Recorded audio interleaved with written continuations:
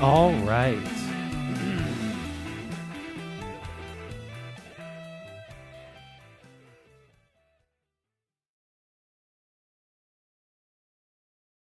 Let's see here. Where are we today? We are looking at State of the Union memes. We are looking at fallout from the Super Tuesday memes. And you know what? I actually think I'm going to wait until there are more people are here to talk about this story. Because, holy shit. What a blast from the fucking past.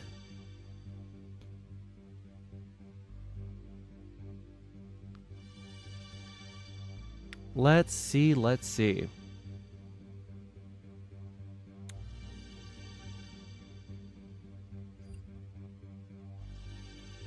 Well, we will wait until there are more people around before we start much of the actual content. Let me know when people are here by typing in chat, because that's the easiest way for me to know, because that's what I keep my eye on. Okay? Uh-oh. Let's see something here. Oh, no, that's not what I want. I want that. Alrighty. Let's just start off with some easy news memes.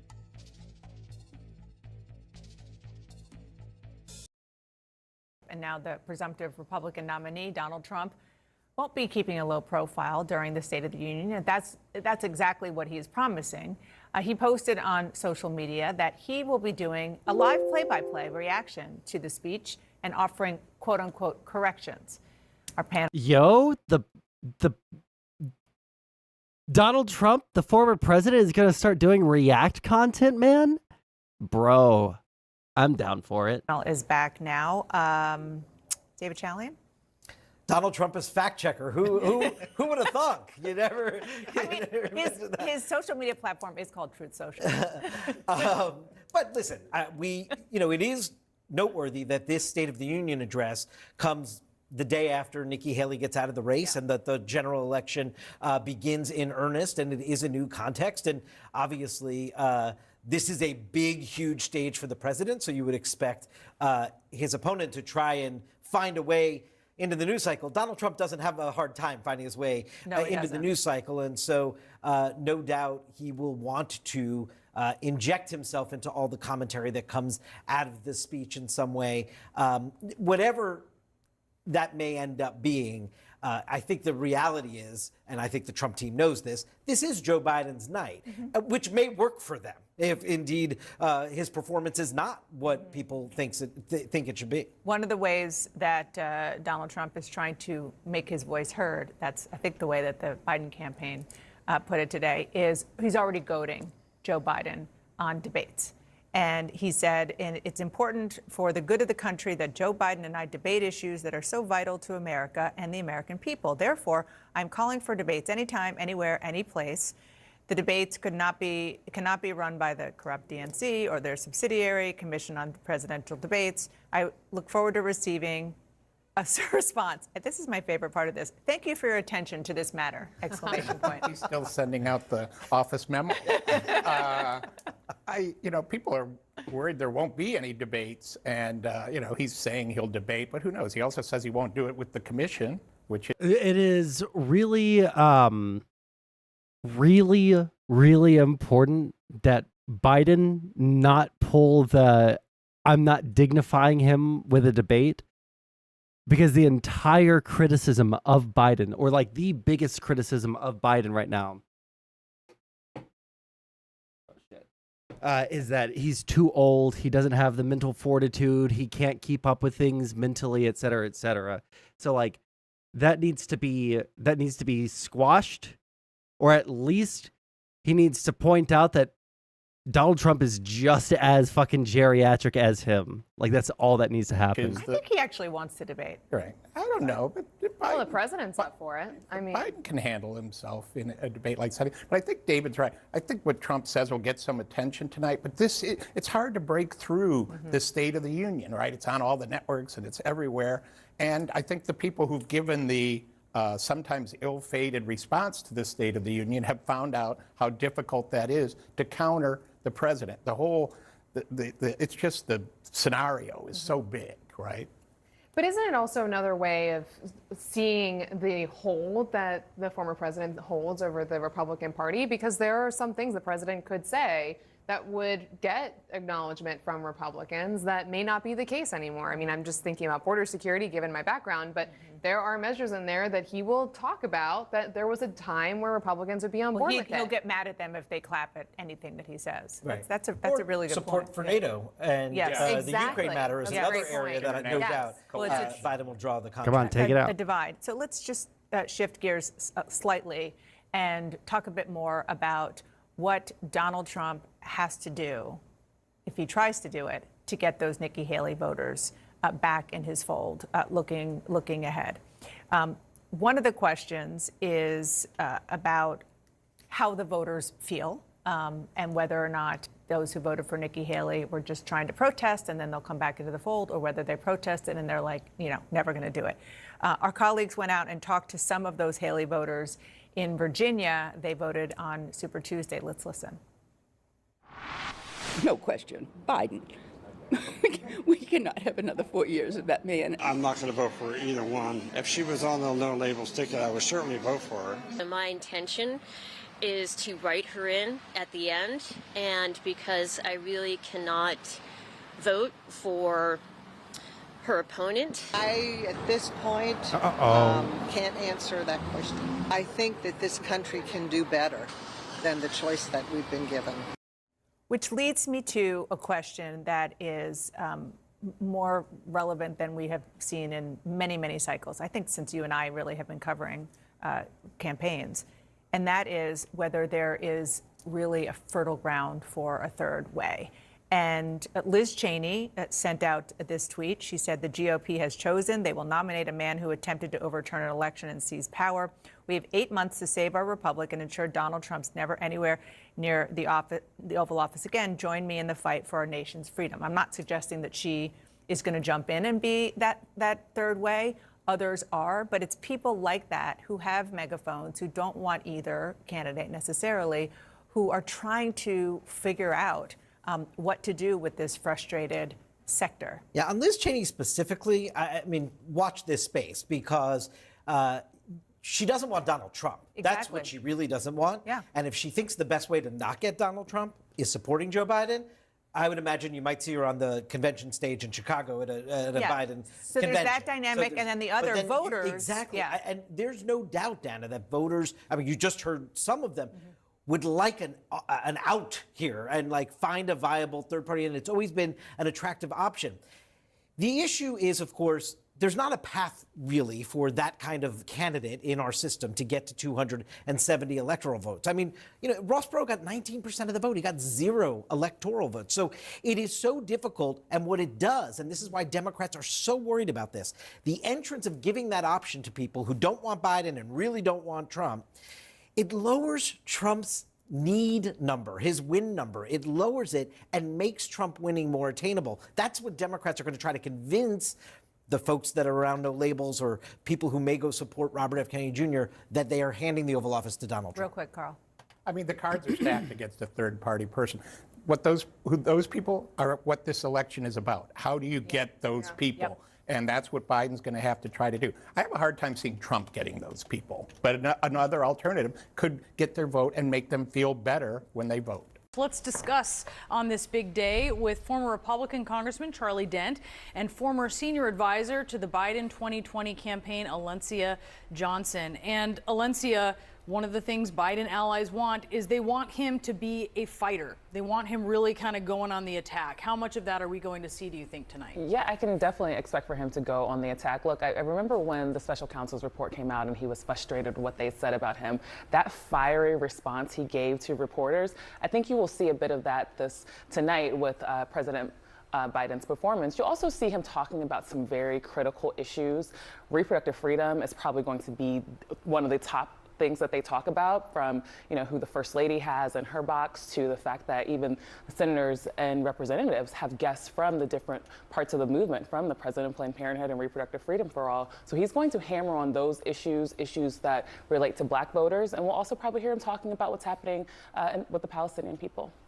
Charlie, Speaker Johnson has asked Republicans to keep tonight polite. Obviously, President Biden drew plaudits last year when Republicans kind of got a little bit rowdy, and he responded to them in a way that shows.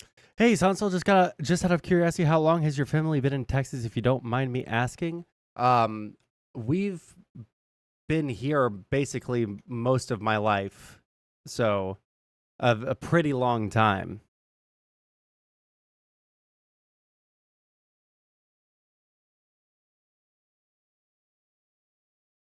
Also, the editor is still signed in to my account. Yeah, I see it. Tron, I messaged you back on Discord, buddy.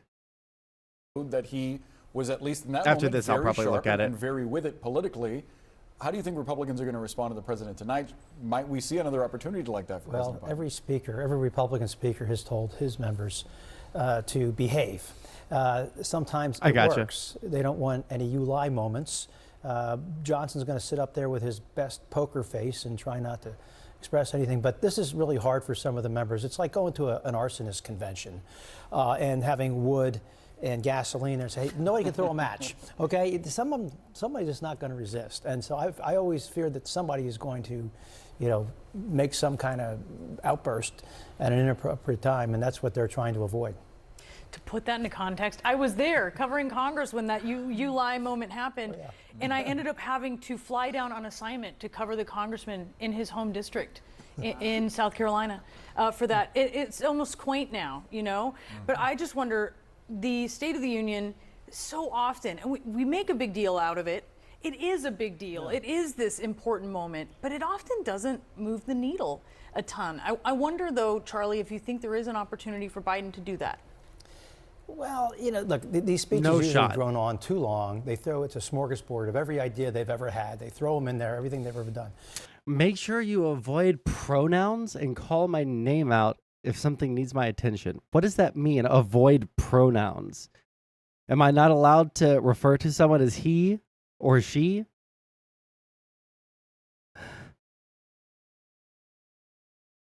I don't know what you mean by that.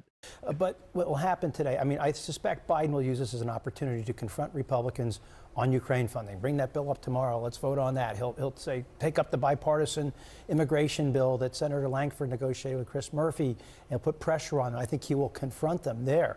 And IVF is another area in women's health. He'll confront them there, and he's going to probably have to dance on some other issues. The economy, he's got to be careful on the economy because he's going to try to say how great it is when much of the public doesn't feel so good right now, particularly on inflation. I don't know. Israel-Hamas war, economic populism, reproductive rights, prescription drug costs, and border security.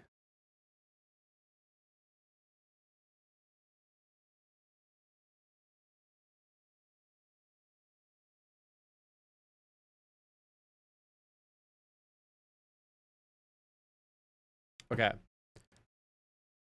Like instead of saying he, you say Trump.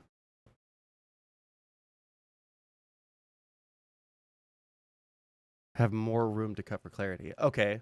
I will do my best to keep that in mind as a very difficult thing to change your speech patterns for. You have to understand. A very difficult thing. But yeah, I'll do my best. All right, let me look at while we're still waiting for more people to get in here.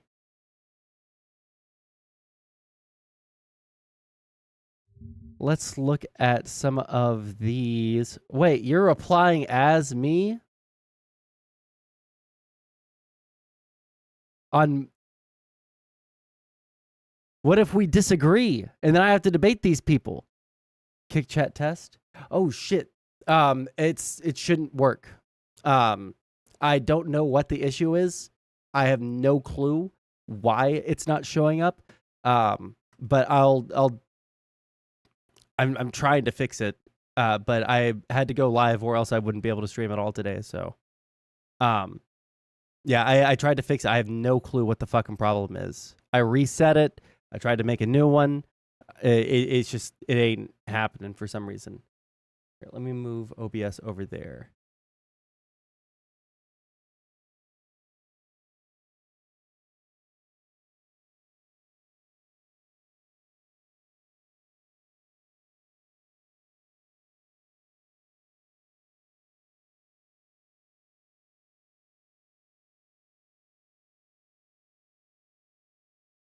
Damn, these people really...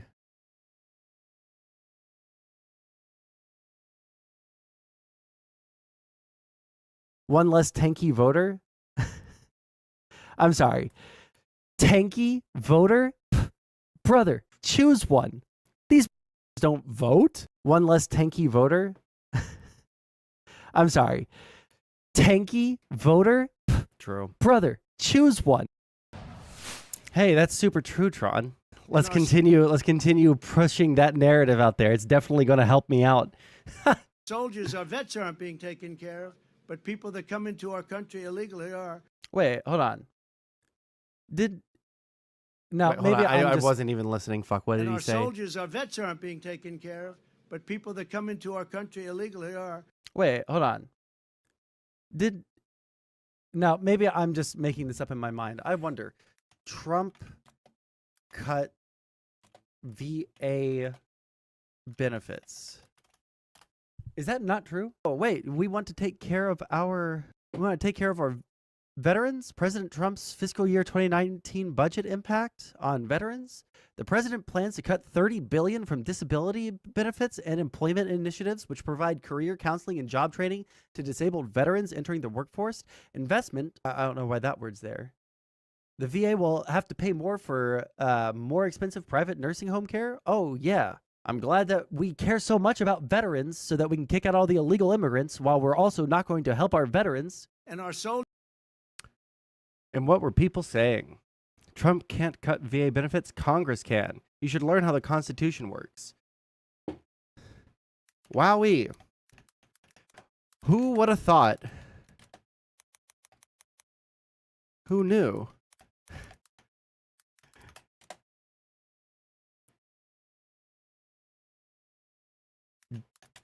Did you know?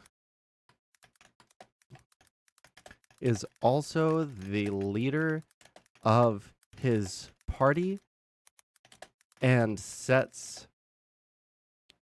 agenda,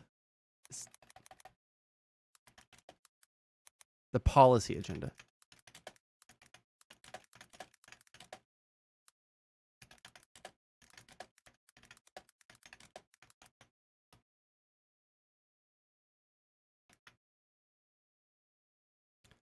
Let's see if we can't piss one of these guys off enough.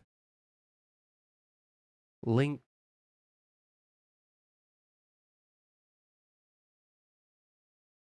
What does this mean?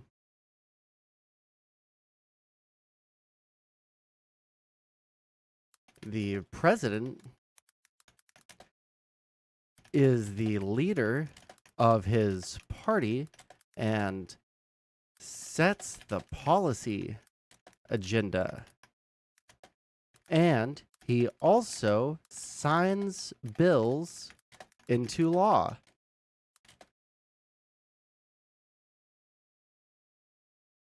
Glad we all went to fucking glad we all passed high school government 101. Kid Not Kin posting cringe. What the fuck? Why is it so big? Sexual assault versus Israel case is, in my view, adequate to show genocidal intent and incitement of genocide on the behalf of the policymakers, heads of the IDF, and Israeli officials.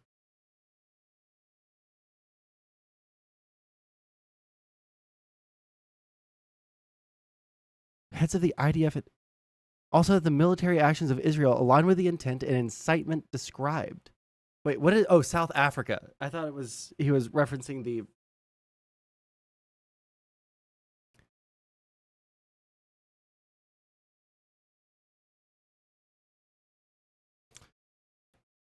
Whether it can meet a legal standard as proof of intent is hard to say, as the standard for proving intent can be more or less strict. Legally speaking, it's hard to say, but after reading the evidence provided, I'm convinced that this constitutes genocide until convinced otherwise via counter to provided evidence. Their evidence was just a bunch of fucking quote mining.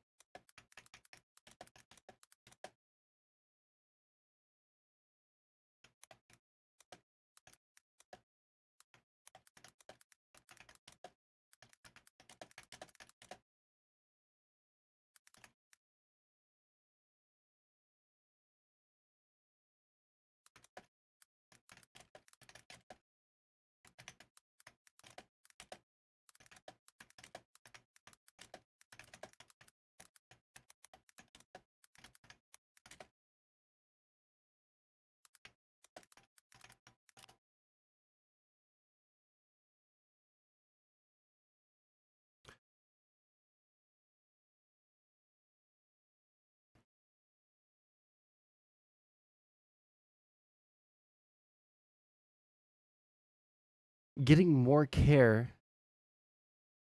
Wait, didn't this guy comment up here too? No? Okay, never mind.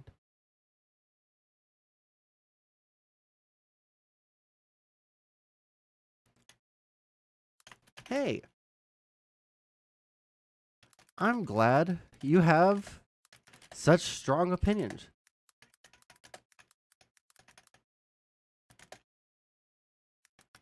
Wanna come on stream and talk about it, buddy?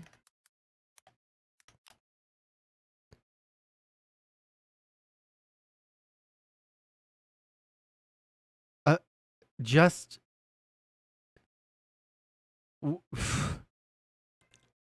I don't know what he was trying to say. Okay. Well, we'll see if we can't pull a debate out of that. He says it's genocide regardless of the legal judgment until he's debated. Well, I'll do some research and then we'll come back to that. Okay? Cat, relax.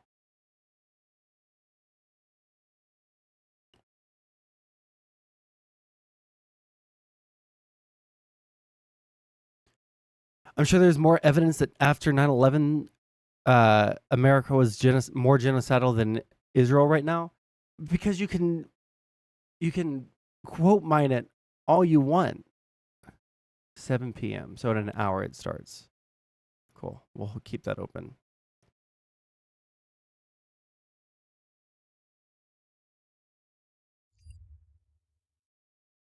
It's not that hard. Most of the quotes are out of context. Yeah, but I don't know what he thinks is like the primo quotes that I would have to debunk, right? I don't know what the primo quotes are. So I assume that I would just have to... It would have to be one of those autistic debates where we go through each individual quote on the spot, look them up, try and find them. And it would be boring content. Like, even... So, like... 1 second. Is my stream dead?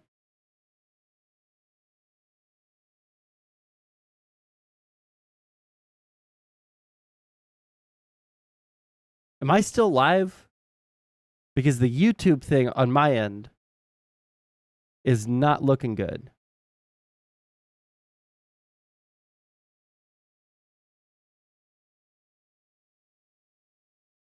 Okay, we are live. Got it.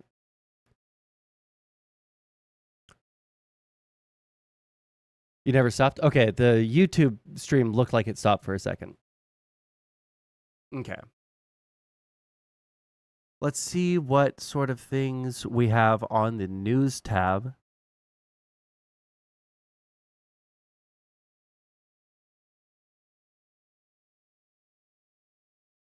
Oh, shit, really? TikTok influencers beware. Today, a House committee voted on a bipartisan bill that could effectively ban the app in the United States. If it gets passed by the entire House, then goes to the Senate, then the president signs it into law. The legislation would force ByteDance, that's the name of TikTok's parent company, to sever ties with its host country, China, or be banned from U.S. app stores. The lawmakers behind the bill say apps that are controlled by foreign adversaries such as China. Oh, 1 second. The South Africa one is pure clip chimp. The South African will cite something saying he explicitly says they are going to ignore the rules of war, and then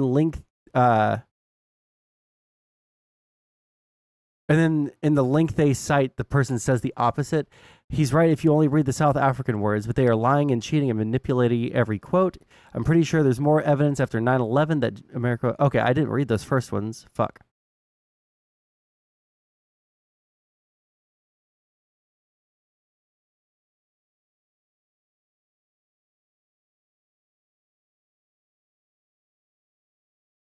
Oh no, but our TikTok is exploding. Yeah, I don't understand. I don't know if there's someone in this space that has a functional TikTok or not. But I would be super curious to ask them what they do on TikTok to actually get views, because YouTube Shorts is popping off, but the TikTok just ain't. Yeah, I don't know what that is. TikTok influencers beware. Today, a House committee voted on a bipartisan bill that could effectively ban the app in the United States. If it gets passed by the entire House, then goes to... Could ban TikTok if it doesn't sever ties to China. Okay, well, I guess there's a little bit of a stipulation on it. I'm a little bit, like, 50-50 on it. I'm not going to fucking lie to you. I'm a little 50-50 on it. Don't know how I feel about the government, like, just straight up banning an app because of freedom of speech reasons, you know? Like, I'm not sure how I feel about that, but... to the Senate, then the president signs it into law. The legislation would force ByteDance, that's the name of TikTok's parent company, to sever ties with its host country, China, or be banned from U.S. app stores. The lawmakers behind the bill say apps that are controlled by foreign adversaries such as China collect way too much information on the Americans who use the apps, and pose security risks to the United States. Joining us now, Republican Congressman Mike Gallagher and Democratic Congressman Raja Krishnamurthy. They're the co-authors of the bill. Mr. Chairman, let me start with you. There are more than 170 million TikTok users in the U.S. It's one of the most popular apps in the world.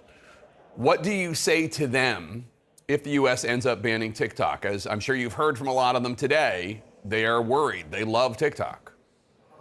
Well, we hope that they will continue to be able to use the platform once TikTok makes the responsible decision to separate itself from ByteDance. TikTok can continue to exist in the United States as long as it's not effectively controlled by the Chinese Communist Party. That is the issue, and that will make for a better user experience. People won't have to worry about manipulation of algorithms. They won't have to worry about a hostile foreign adversary potentially manipulating the news that Americans consume. And I would say the pressure campaign that TikTok put in place today, where they forced a pop-up on the app that called members of Congress and also told a lie that we were forcing an outright ban, which this bill is not, proves the danger. They sort of prove the entire point. Imagine if those lies were allowed to spread on topics like our election or a foreign war. So that's what we're trying to guard against. And in our construct, users can continue to enjoy the app so long as we fix the ownership problem. So, man, you know what? It's actually I know all things considered, it's always a kind of weird thing to think that we're in a real moment of history, you know? But I really think that we are.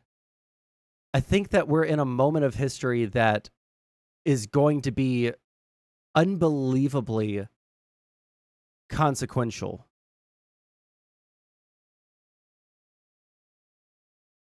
With the kinds of things that we see with China, the kinds of things that we see with Russia. 17. Did I do the same amount here? 19. Oof.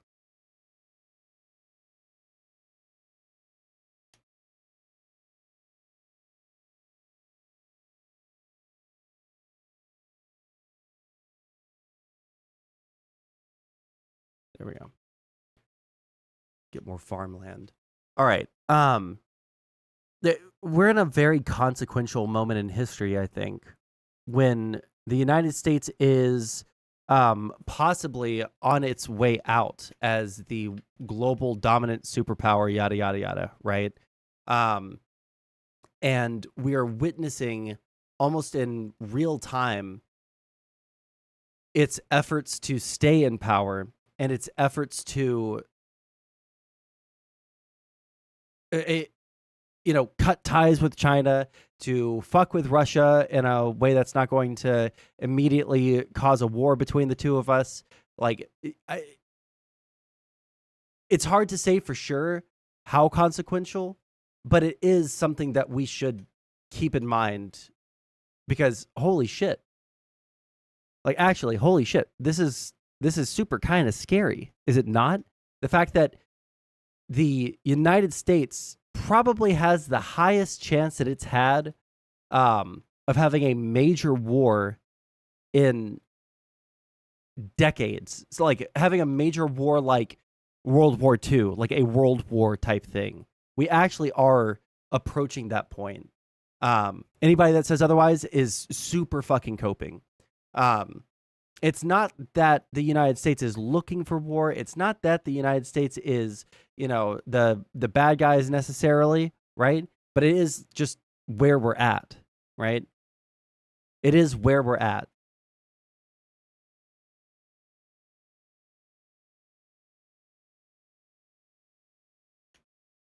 There we go. And it's something that we should keep in mind when people start talking about isolationism, when people start talking about shit that, they want to, never not stay in the forever wars, blah, blah, blah, blah, blah, blah. Like, yeah, war is bad. Everybody agrees that war is bad, but also we have to recognize that there are people who are worse, right? There are people who are worse in the world than the United States.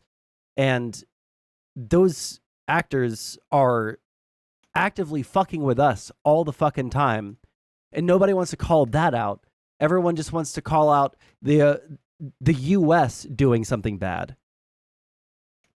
And so on this, right, we have China, who has TikTok, and it's arguably stealing Americans' information.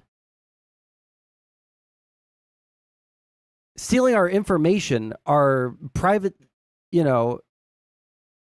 identities shit, our passwords and shit, collecting data on us to see, like if I was to make an actual guess, the types of information that they would be looking for would be shit that would be related to things that they could use for psychological warfare, or not necessarily. What's the new term? Like hybrid warfare, kind of like what Russia does with fucking with our elections and making everybody turn against each other and hate each other. China absolutely is already on that boat. And anything that we do to stop it looks bad on us. And there's just no way around that. And I don't know what a good answer to it would be. But just the very fact that no matter what we do on like the TikTok question, right? The TTQ, right? Anything we do on that, we're going to look like we're unhinged. Oh, it's just like a kid's app, it's just a kid's app. Why is everyone freaking the fuck out over a kid's app? Well, it's because that kid's app is being used for nefarious purposes, arguably, right? Cyber warfare, yeah. Well, cyber warfare would be more like hacking into our infrastructure in some way, shape, or form, right? Congressman Krishnamurthy, if it's not an outright ban, what is it exactly, and what would happen? Would the app disappear from people's phones, or would it just stop being sold by Apple, et cetera? Well, it's a forced sale. That's what, that's what's happened in the past. By the way, another app, a popular app called Grindr, was once purchased by the Chinese, and basically the American federal government forced the sale of that particular app because, again, the CCP had access to very sensitive data about government officials and military officials. And this is a much bigger problem with regard to TikTok.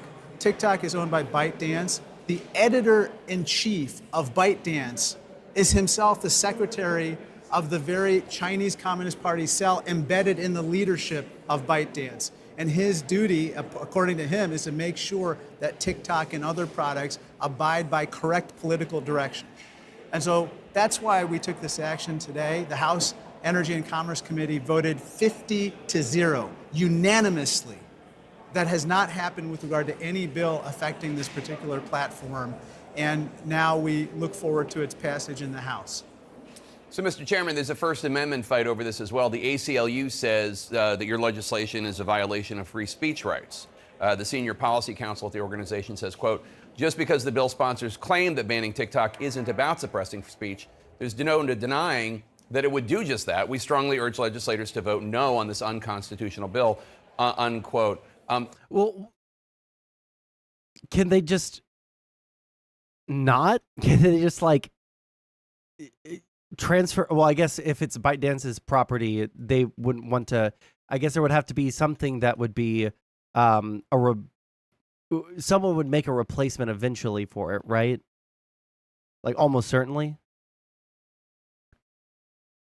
Okay, I don't know why I can't maintain metal in this fucking game. Like eventually someone's going to get if TikTok gets banned, I'm not sure, or I'm not like 1000% sold on the freedom of speech aspect. It's just where my mind goes immediately, right? Because the freedom of speech aspect, if they either sell it to a US company or they either sell it to a US company or they ban it and then another like TikTok clone comes out, like that would be not suppressing freedom of speech. It would be exactly what the lawmakers are saying it is, right? Like, hey, we don't want to infringe on your freedom of speech. However, we do also have to maintain security, right? And this is a security risk. We don't care about, the fact that there are communists on TikTok. There are communists on every website. We're not trying to ban Twitter. We're not trying to ban Twitch. We're not trying to ban YouTube, right? It's not about social media and freedom of speech. It's about the security risk. I'm really curious to see if this will go through. Do you think that the national security threat outweighs whatever free speech issues there are out there? Well, to be clear, I don't think our bill endangers any First Amendment issues at all. We're talking about foreign ownership and control of an app. And once that foreign ownership is addressed, not only will people be able to continue to say whatever they want on the app, you'll also have freedom of thought, freedom from fear that your thought might be manipulated because of the opaque algorithm. And for that illogical claim that TikTok is making to be true, then previous incidents where we've addressed ownership, for example, in the antitrust paradigm, would have had a massive First Amendment impact. The breakup of Bell in 1982 would have been one of the biggest First Amendment issues in American history, but of course, that's a it fair wasn't. argument. So we've carefully worked on this. If you don't know about Bell, there was one phone company. There was one phone company for everyone.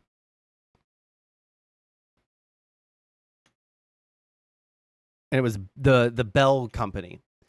And so they had to break it up into the companies that we know today, I believe. I believe it turned into things like AT&T and shit like that, right? Like that's where modern phone companies come from. Has there ever been a company in U.S. history that's been banned because of foreign ownership? This bill for 6 months. We've worked with the White House to get technical assistance. We are very confident that this is a construct that avoids any issue like a bill of attainder, does not infringe on freedom of speech. It's about foreign adversary control of the news and the ability to spy on Americans. It's the same principle. Look, the First Amendment does not protect espionage. It does not protect the right to harm American national security. It's the same reason why, under our laws, we prevent a certain portion of ownership of broadcast networks and certain media outlets. It's the same reason why, for instance, a bookstore needs to comply with other rules even though it sells books and protected First Amendment expression. And so that is what is at issue here. We don't want to censor any type of content. This is not about a content-specific law. This is about the manner in which the CCP controls ByteDance, the parent of the platform at issue. All right, Chairman Mike Gallagher and Congressman Raja Krishnamurthy, the ranking Democrat on the special committee on the Chinese Communist Party. Thank you so much. Appreciate your taking the time to talk to us today. Hey, thank you so much. Hey, streamer, what would be your rebuttal to the argument, why are you against TikTok stealing data when U.S. companies do it and sell it to different groups? The argument that comes to my mind immediately would be, well, those are companies that are selling information to other American companies and can't be used against us for national security purposes. Like that's the reason, right?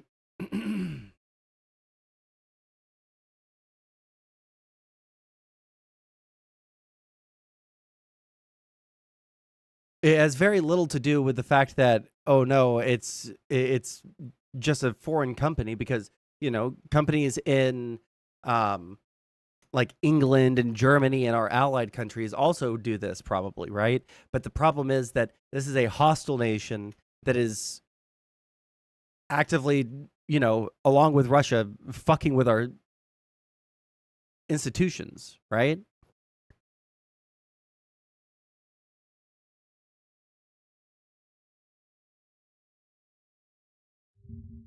Okay, what is this right here? Damn it, why is it opening up on that tab or in that window? Okay, as soon as more people come through, because we only have it. Well, actually, it says that we have 0 viewers on YouTube, but that's obviously not true. I'm just so I don't want to like do this until there's one segment I want to do before the before the State of the Union, because there was some interesting news that came out, but fuck. Okay, let me see what this is.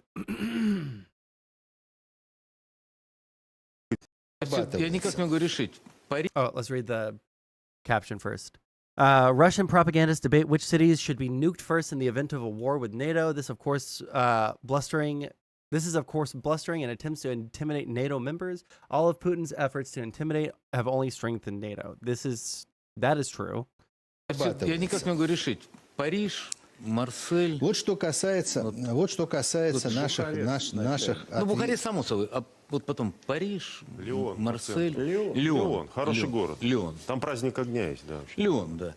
И в Германии надо за Таурус, вот что уничтожить? Гамбург, да.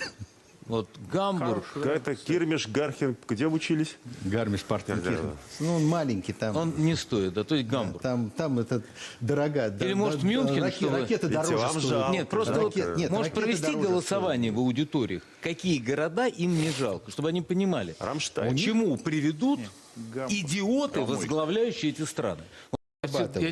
They got a little taste of victory, and now they're fucking super confident. What an intellectual debate. Yeah, true. The second is from Putin's state address. What is the second? Oh, hello. This? What do you mean the second one?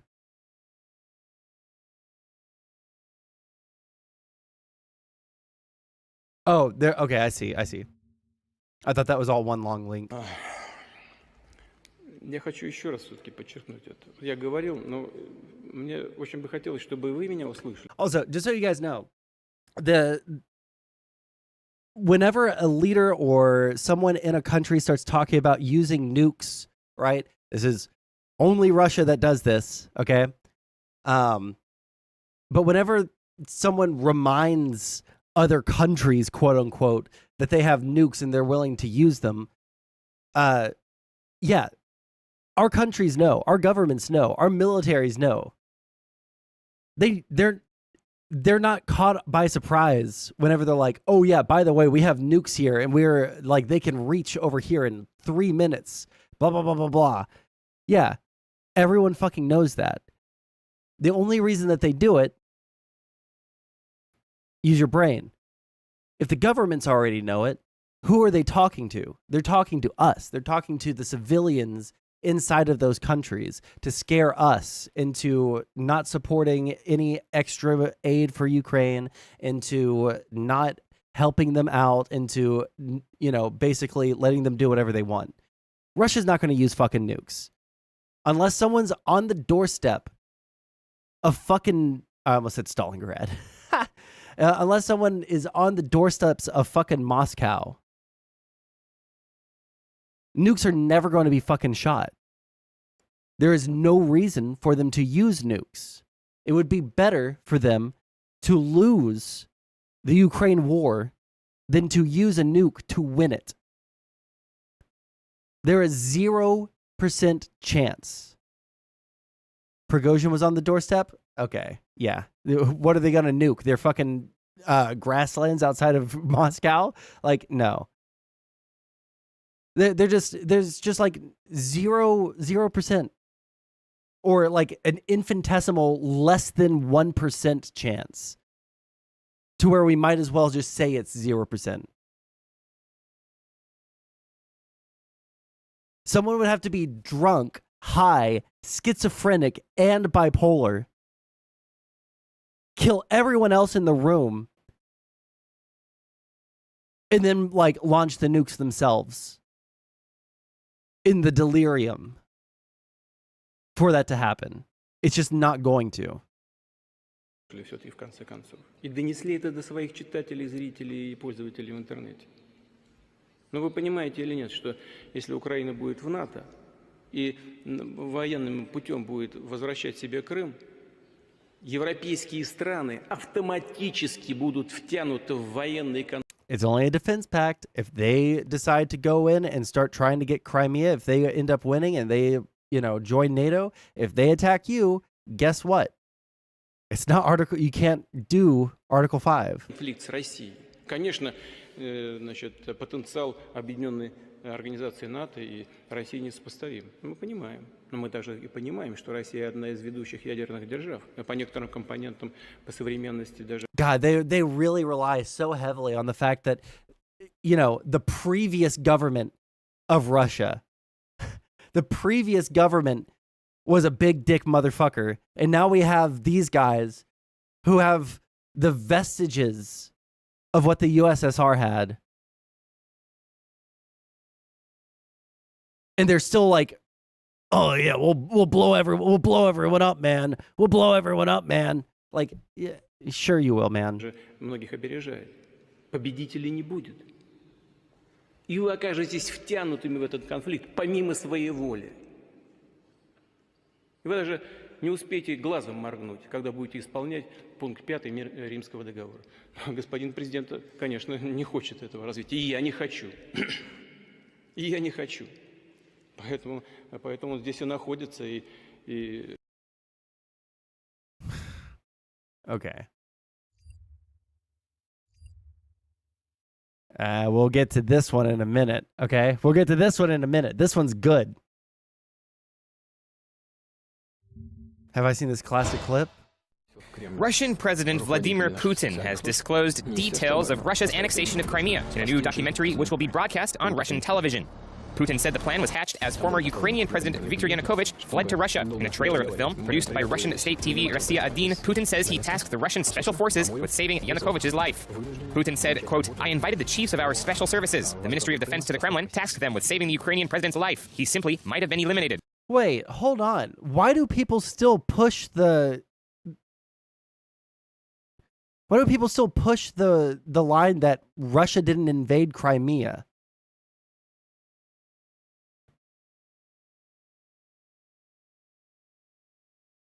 If he's like literally saying, yeah, we did. Yeah, I ordered that motherfucker. Quote, I invited the chiefs of our special services. The Ministry of Defense to the Kremlin tasked them with saving the Ukrainian president's life. He simply might have been eliminated. Putin described an all-night meeting in which he and his top advisors discussed the situation in Ukraine and concluded that they needed to return Crimea to Russia. Unmarked soldiers began appearing in Crimea in late February of 2014. At first, the unknown forces stormed the regional parliament building and installed new authorities. The Little Green Men, as they were referred to by locals, also stationed themselves near Ukrainian military installations throughout the peninsula. The Kremlin initially denied having anything to do with the events in Crimea, although Putin would later admit that he indeed sent Russian soldiers into Crimea ahead of the annexation. Since Russia seized control of the peninsula, it has faced sanctions from the United States and Europe over what they have called a breach of international law. I'm gonna save this video. Why the fuck does anyone still argue about this? Uh-oh, we have 5 more notifications.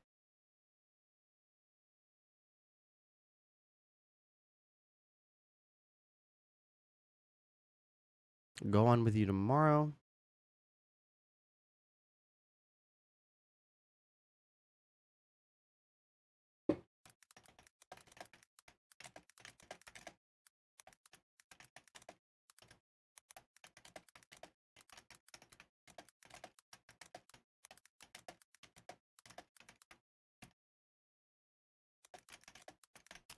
Someone's taking the bait.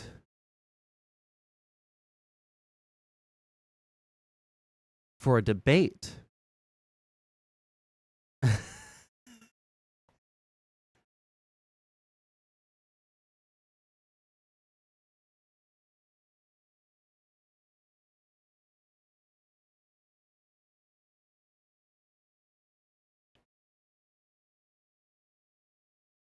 I reported your misinformation? What is the misinformation? What is it that you linked, Tron? Maybe don't call it bait. Okay. If he's watching right now, I'm not... Okay.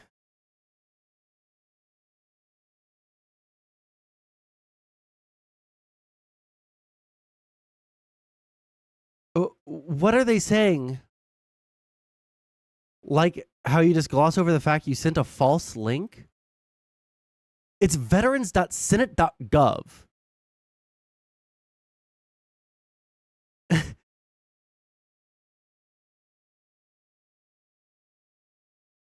How is it a false link?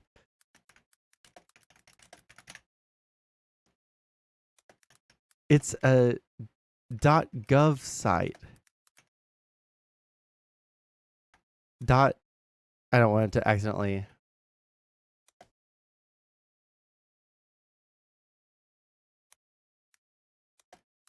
If you want to hop on and explain to me how I'm wrong, I'm live right now. How the fuck is it a false link? It's a PDF from veterans.senate.gov.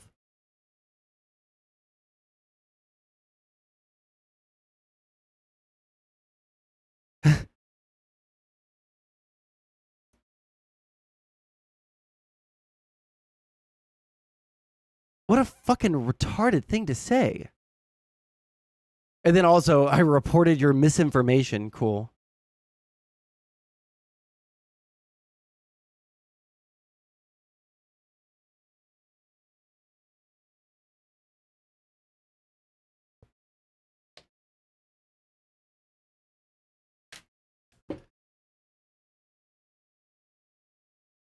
Oh man, should I just like invite every single one of these dumb motherfuckers onto my stream right now?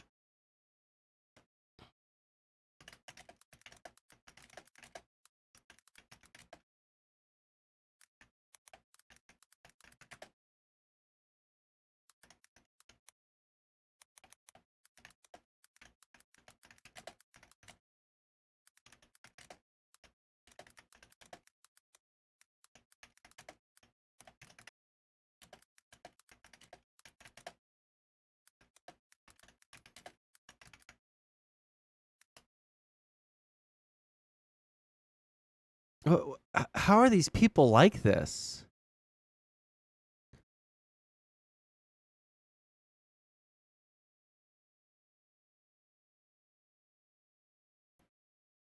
Do we have to do the fucking I'm just a bill?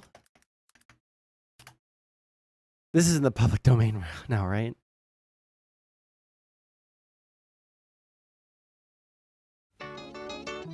Yes, I'm only a bill, and I'm sitting here on Capitol Hill. Oh, someday at least I hope and pray that I decided they wanted a law passed, so they decided to make me a law. I'm just a bill, yes, indeed, while a few key congressmen discuss and debate whether they should let me be a law. I hope and Congress I hope they committee. decide to report on me. Looks like I'm going to live. Now I go to the House of Representatives and they vote on me. If they vote yes, what happens? Then I go to the Senate and the whole thing starts all over again. Oh, no. Oh, yes. I'm just a bill. Yes. Go to the Senate, and then what happens? To sign, and if he signs, I am still just a bill. You mean even if the whole Congress says you should be a law, the president can still say no? Yes, that's called a veto. If the president vetoes me, I have to go back to Congress and they vote on me again, and by that time you're so By that time, it's very unlikely that you become a law. It's not easy to become a law, is it? No, but how I hope and pray. So the president has to sign a law. So when the veterans.senate.gov, whichever, like, if this is like the Veterans Caucus or whatever, like, did they just like lie? Or was Schoolhouse Rock lying back in the fucking 70s? Or who is lying here? Am I lying?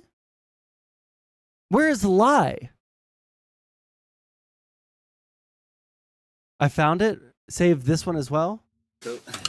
Николай, вы в Крыму-то когда были? Я там был 16 марта на референдуме. Пожалуйста.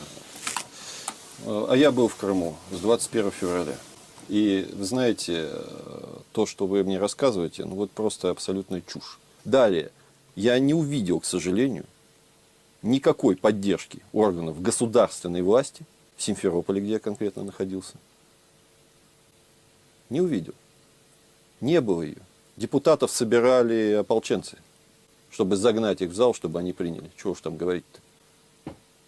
Да, я был одним из командиров этих ополченцев. Я это все видел изнутри, собственными глазами.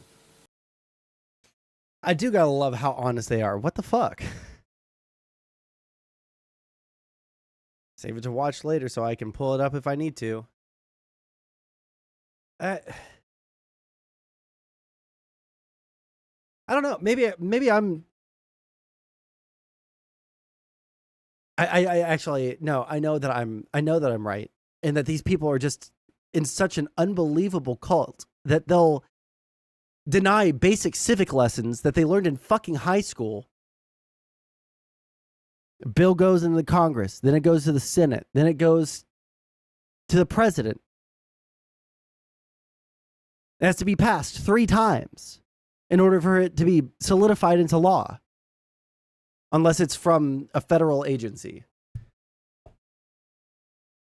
Like, where do these people get off acting so smug? Where do these people get off being so fucking wrong? And then talking down to me over shit that I feel like I knew this even before high school.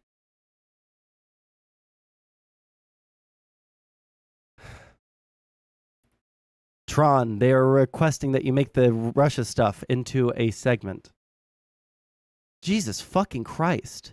I just don't understand. I don't understand. I cannot, for the life of me, understand.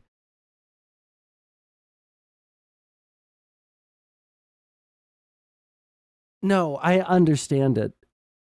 It's because everybody thinks that they know more than they do know. And I know enough to where I know what I don't know and I do know what I do know. There are very few unknown unknowns to me, right? Like there are...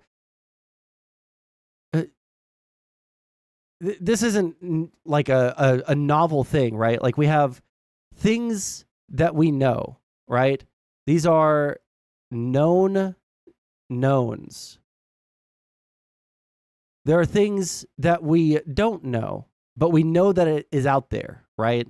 So like, I don't know how quantum physics works, but I know that it is a thing. So this would be something that would be a known unknown. But there are some things that are out there that I don't know about, and I don't understand anything about them.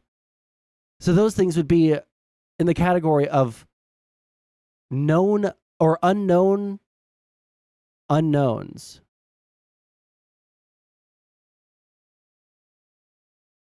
If you want to get like super philosophical, I'm sure that we could also construct like an unknown known, right?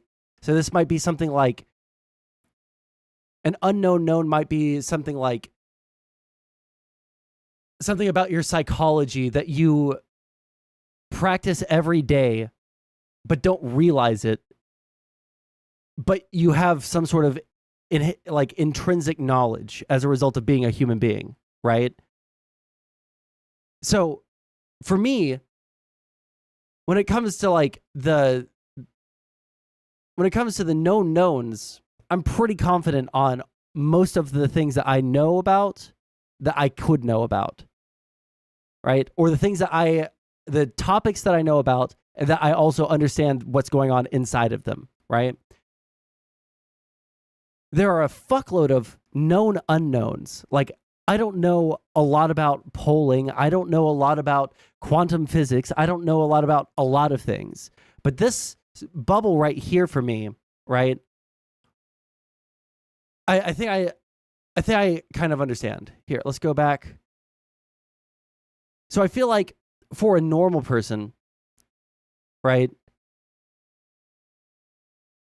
Their real unknown or known unknowns is like this big, right? This is like the average person's known unknowns. But for some reason, there is a huge amount of people out there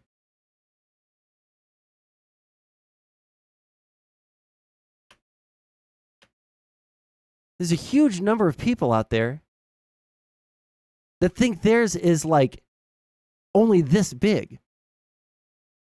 Like this is all of the knowledge in the universe that people know about, but they don't understand like how the mechanisms work or anything like that. But people really think it's only this big.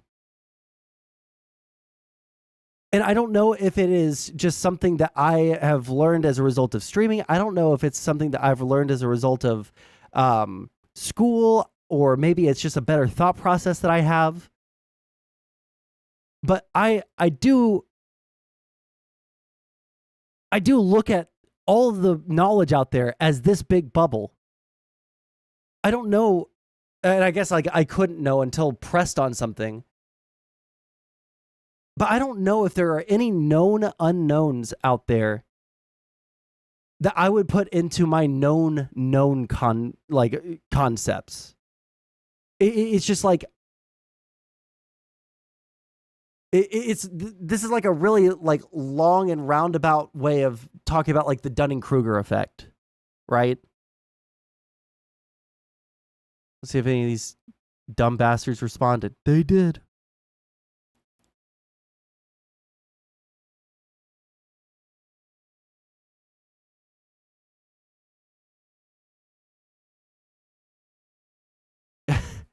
You're just incapable of acknowledging it.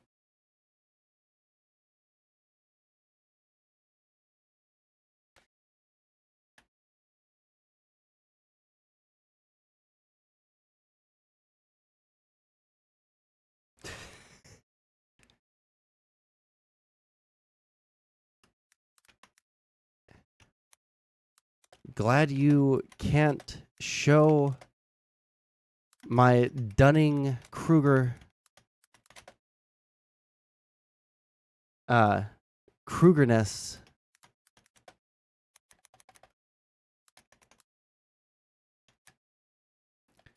Like, what do you even say? You haven't said anything at all.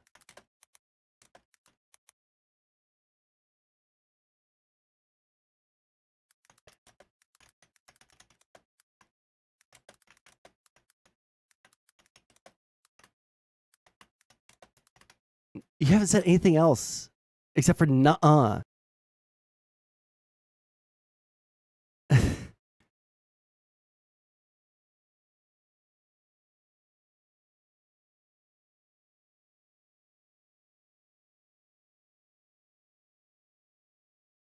I posted proof. You're just saying nuh-uh. Okay, I need to not let these people I need to not let these people drag down my entire stream for the rest of the day. Hey, I wonder who that sad little scrap of paper is. Oh, that's just a bill. Yes, I'm just a bill on Capitol Hill. But I hope to be a law someday. All in favor of the bill pushed by the fire extinguisher lobby to make children's toys flammable?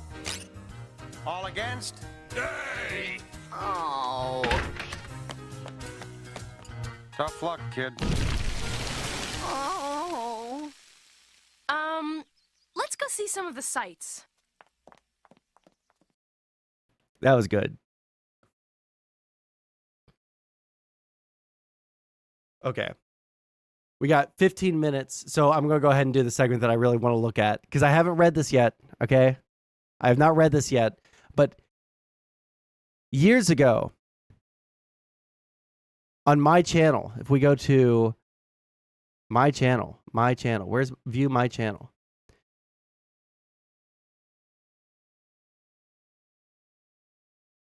We scroll way down. Let's see if we can find it. Dan Rodimer. Dan Rodimer. Big Dan Rodimer. Did a 30-minute segment on Democrats this. in Congress are like the Astros, cheating their way to the top. Oh, shit! Oh, he's talking shit about Texas now!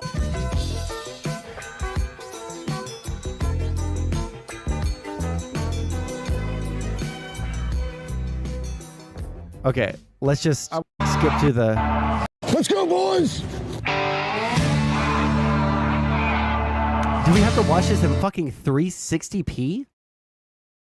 Thank you. Holy shit.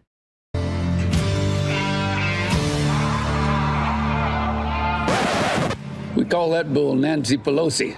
It's the beast. Now that's Texas tough, baby. Fucking 2 out of 3 dirty jobs.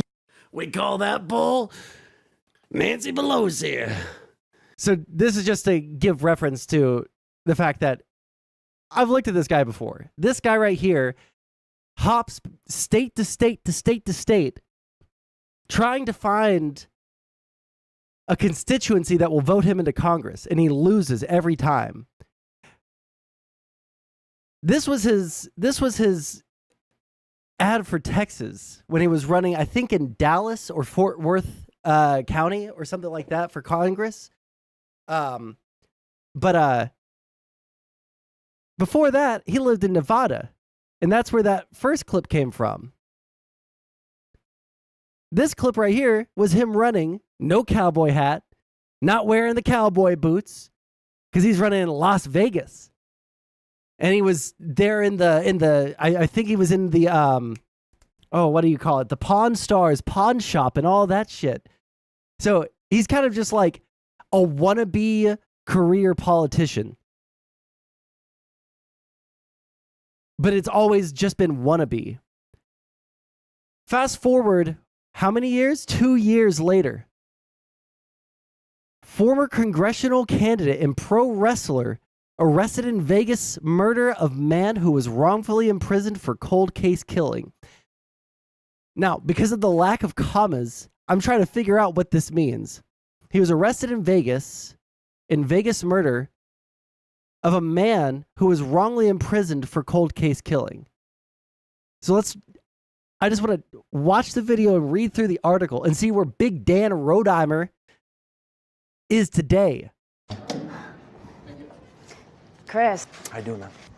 Thank you so much no problem. for doing Thank you. this. Thank It's you for great doing meeting this. Good to meet you. It seems like something you probably Oh, you get accustomed keep to it. hearing. Really? Yeah, but you get accustomed to it. It's an amazing, like I say, it's an amazing thing how accustomed you get to life in prison. I mean, it's sad to say, but you do. But this is it. This is not what I expected at all. Can't speed it up. This is home. Yeah. Away from home. So how many other people are in here with you? 54, 56 other people. So it's crowded. Yeah. Cramped. It sucks. I mean, you do the best that you can. Yeah. You know, with everything that you have. This is pretty much my home. Skip. It's not enjoyable to be in 3 years of my sentence. What was that like? The setup wasn't like this. No. 20 years. I've been in this unit since November of last year, so what, 4 months? When you first came to prison, the setup wasn't like this. No. As soon as I came to prison, I went to the maximum security here in Idaho for the first 3 years of my sentence. What was that like? Scary to actually be around killers, rapists, people that beat people up and stuff like that. Is there anything about this experience that has made you a better man? I've had to grow up. Growing up in here, you realize that what you can or cannot handle. Okay, what does this have to... Is this the guy that got murked? A retired professional wrestler and former congressional candidate surrendered to police in Nevada on Wednesday after a warrant was issued for his arrest in the killing of a man who himself was acquitted of murder. Let's see, is this the same guy? Okay, that was the guy, and he's dead now because of Dan Rodheimer, allegedly. The Las Vegas Police Department said earlier in the day that a warrant had been issued for the arrest of 45-year-old Daniel Rodheimer on the charge of an open murder and the death of Chris Tapp, who previously served 2 decades in prison for a murder he did not commit. Tapp, 47, was treated on October 29th by medical personnel responding to a call for help after he was found at the hotel and taken to a hospital where he later died. Rodheimer's Las Vegas lawyers, David Chesnoff and Richard Schoenfeld, said in a statement emailed to the Associated Press that Rodheimer was voluntarily surrendering to authorities and will post a court-ordered bail. He intends on vigorously contesting the allegation that asked that the presumption of innocence guaranteed all Americans be respected, they said. Police said detectives opened a suspicious death investigation after they received new information on November 22nd about the injuries Tapp had suffered as a result of a proposed accident.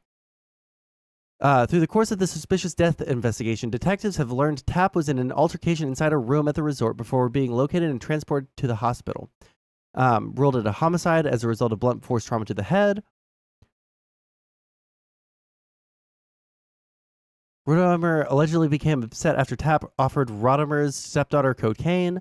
A witness then heard Rodheimer say, "If you ever talk to my daughter again, I'll fucking kill you." Document said. Immediately after hearing Dan say this to Christopher, the witness heard 2 loud banging noises. KLAS TV reported that investigators also obtained text messages between Rodheimer and his wife, Sarah Rodheimer, who we also looked at in that coverage, where Sarah Rodheimer said, "I watched you nearly murder someone, and I had to take your fucking hands off from his neck as he laid there, and you ran away. I spent the next 2 hours trying to take care of him. Nobody should have to watch their husband murder somebody." Jesus Christ. Tapp and Rodheimer knew each other through the classic car and racing circuit, a family attorney told the TV station. He lost as a Republican to a Democrat. Reported that former President Donald Trump had endorsed Rodheimer before the 2020 election, tweeting, "Dan Rodheimer will be an incredible congressman for Nevada. A former professional wrestler, he will fight for the for lower taxes, better education, and more jobs, and he will always support the brave law enforcement. Why is there so many capitalized random letters? Okay. Rodheimer later moved to Texas, where he was among 23 candidates who ran in a special congressional election in 2021 to fill the seat of Republican Ron Wright, who was the first member of Congress to die after contracting COVID-19. He finished in the middle of the pack, getting less than 3% of the vote. Tapp served 2 decades in prison for a crime he did not commit. According to the Innocence Project, Tapp was charged and convicted in the 1996 rape and murder of 18-year-old Angie Dodge, despite being excluded by DNA evidence. In 2019, Tapp's murder conviction was vacated.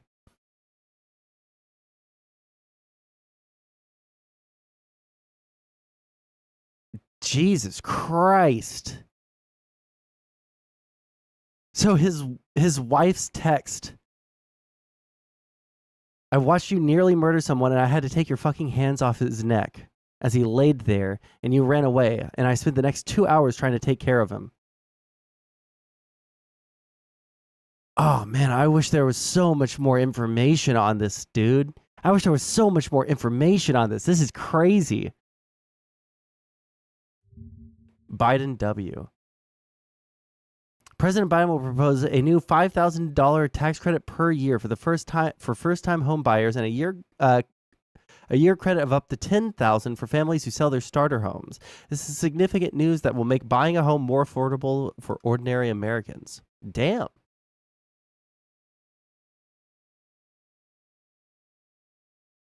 Where are we? 10 minutes? 8 minutes and 30 seconds. Got it. Stolen, wrongfully committed and then killed by a living meme. Jesus Christ, dude.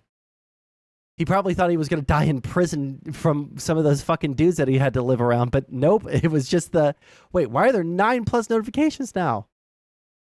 Hi, Cat.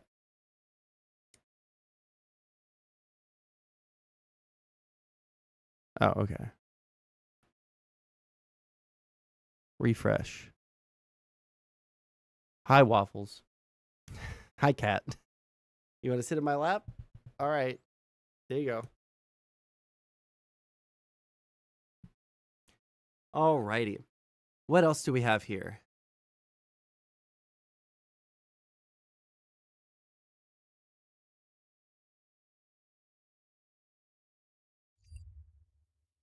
News. Uh-oh, they responded. No, they didn't?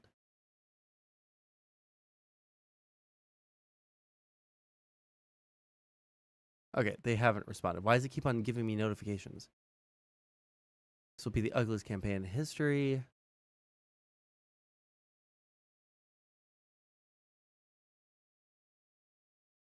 Viktor Orban at Mar-a-Lago?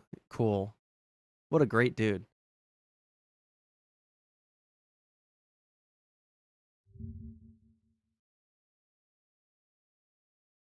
We'll watch that one.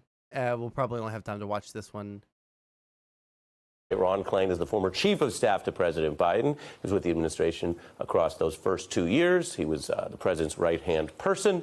He is someone who had the ultimate power in Washington, the power to control, schedule, and shape everything going into the Oval Office. Not really an exaggeration. Thanks for making time. Thanks for having me, Ari. It's a big night.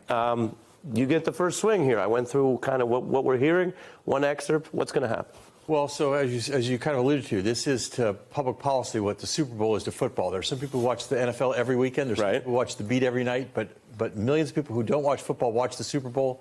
And millions of people who don't watch cable news watch the State of the Union. Yep. It's the president's chance to talk directly to voters, talk directly to the American people, and lay out his agenda for what he would do, what he wants to do this year and in 4 more years if he got reelected.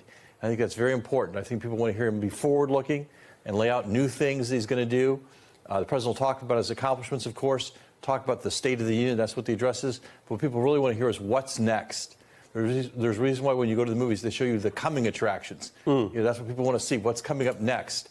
And I think that's important for the president to do that tonight in some key policy areas. Let's talk pros and cons. Yeah. A big con has been the age issue has sort of metastasized, maybe unfairly, maybe because of the media, but it's not just the traditional press. On the internet, if you look around, you go on TikTok, a lot of people talking about this, and it applies, as I mentioned, fairly to both candidates. That is a con. I'm wondering if you think that's something he has to somehow implicitly or explicitly address tonight. On the pro side, it bears repeating. You couldn't have scheduled a better market close. It seems like when he says tonight, hey, Main Street jobs and Wall Street markets and investment in this country are on the up, who can factually disagree with that? Well, some people disagree unfactually, but that's not really, that's the point is the president will get to make his case tonight. And I think part of it will be about that, no question, but part of it will be about what he wants to do now going forward to make lives better. We know that not everyone, as you said, not everyone benefits from the Wall Street close, and some people on Main Street are still feeling squeezed. So the president will talk tonight about what he's going to do to bring costs down, healthcare costs specifically, broader consumer costs also. And he's also going to talk about housing tonight, and a new proposal to give a tax credit to first-time home buyers to make housing more affordable for a lot of young people who haven't been able to buy their first house, and a tax credit to encourage people to sell their starter homes. There's more supply of homes. And so we know housing is a big problem in the country, and instead of just complaining about it, Joe Biden's going to make clear his proposals to do something about it tonight. You didn't mention the age thing that I brought up. Do you think that he talks about not only the state of the union, but the state of Biden? What we know is when voters actually see the president in these big moments, they tend to grow in their confidence in him. We had that last year. We had a lot of age questions going into the State of the Union last year. It was my second to last day at the White House. The president went out there. He gave a great speech. You saw that engagement he had with Republicans. People left there saying, hey, that's a vigorous president. So I think the president will address it by addressing the country, about the problems of the country. People want to see, the question is too old for what? What people want to see is he has the vigor and the plans to address the country's problems. I'm sure they'll see that tonight. And there's a bit of a passing reference to it in one of the other excerpts. And again, this is just one of these traditions. You know, so much has changed, Ron, in our time. Some things are the same. They give us these quotes, and I have to sort of do this presidential reading. I'm not going to try to do it I'm not going to do an impression. But he says, quote, "My lifetime has taught me to embrace freedom and democracy, a future based on the core values that have defined America: honesty, decency, dignity, equality. Now, some other people, my age, see a different story, an American story of resentment, revenge, and retribution. That's not me." You know him so well. What's he saying there? Well, I think it's a very good capturing of his core philosophy. The president is an optimist. He believes in hope. He believes in this country. He thinks America is a great country. We don't have to make it great. It is great, and it's getting greater all the time. Did you read my research that I did? Did you hear about he increased in some ways, but also cut job programs? Some of the ways it went up was because he let people go out of network, so that increased the cost of the VA. So spending did go up, but the amount of care stayed the same or even decreased. I guess we'll have to look more into it. The time, and you're hearing him talk about his values and what he stands for, what he believes in, and obviously there's a contrast there, an implied contrast to President Trump. What should people know about him that you know that not everyone does? What I can tell you is he is vigorous. He is mentally acute.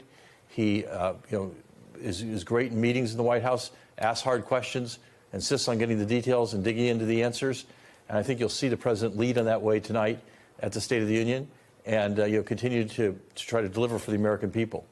Do you think it comes across in these settings that he cares? I mean, we're going to have these debates the whole year. Yeah, of course. I've covered a lot of people.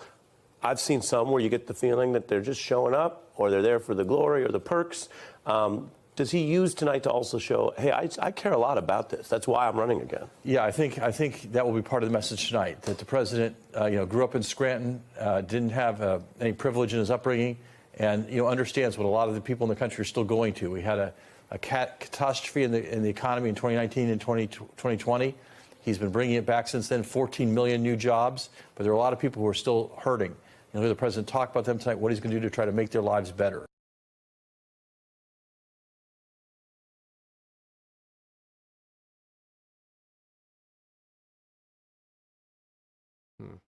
Okay, let's watch the State of the Union. Waiting for C-SPAN to go live.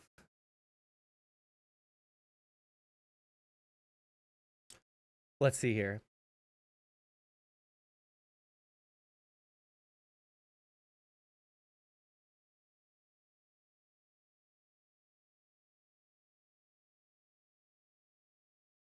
Okay.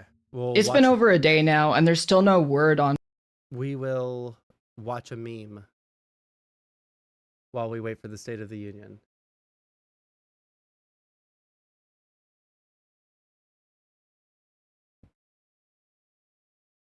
What happened to James Somerton, H Bomber Guy also has not responded to the situation as it's been unfolding. Some people have speculated that he may still be alive because comments left on his YouTube channel are actively getting deleted. However, that may not be true, as he said that he gave control of his YouTube channel to his editor so that the final round of videos that were in production could be put out and that the editor could still put those videos on his resume. As all of the information hasn't come out yet, we can only speculate on what actually happened, but given the fact that H Bomber Guy hasn't made any sort of statement yet, I'm going to assume that he's taking this situation as seriously as he should. Other people are taking the situation and are being incredibly cynical and manipulative and trying to pin the blame onto other people, such as H Bomber Guy and also Vosh. And again, we don't actually know whether or not James Somerton is even alive right now. This post on Twitter from Vito Comedy reads the following. Last week, James Somerton posted an apology video telling viewers he felt on the verge of.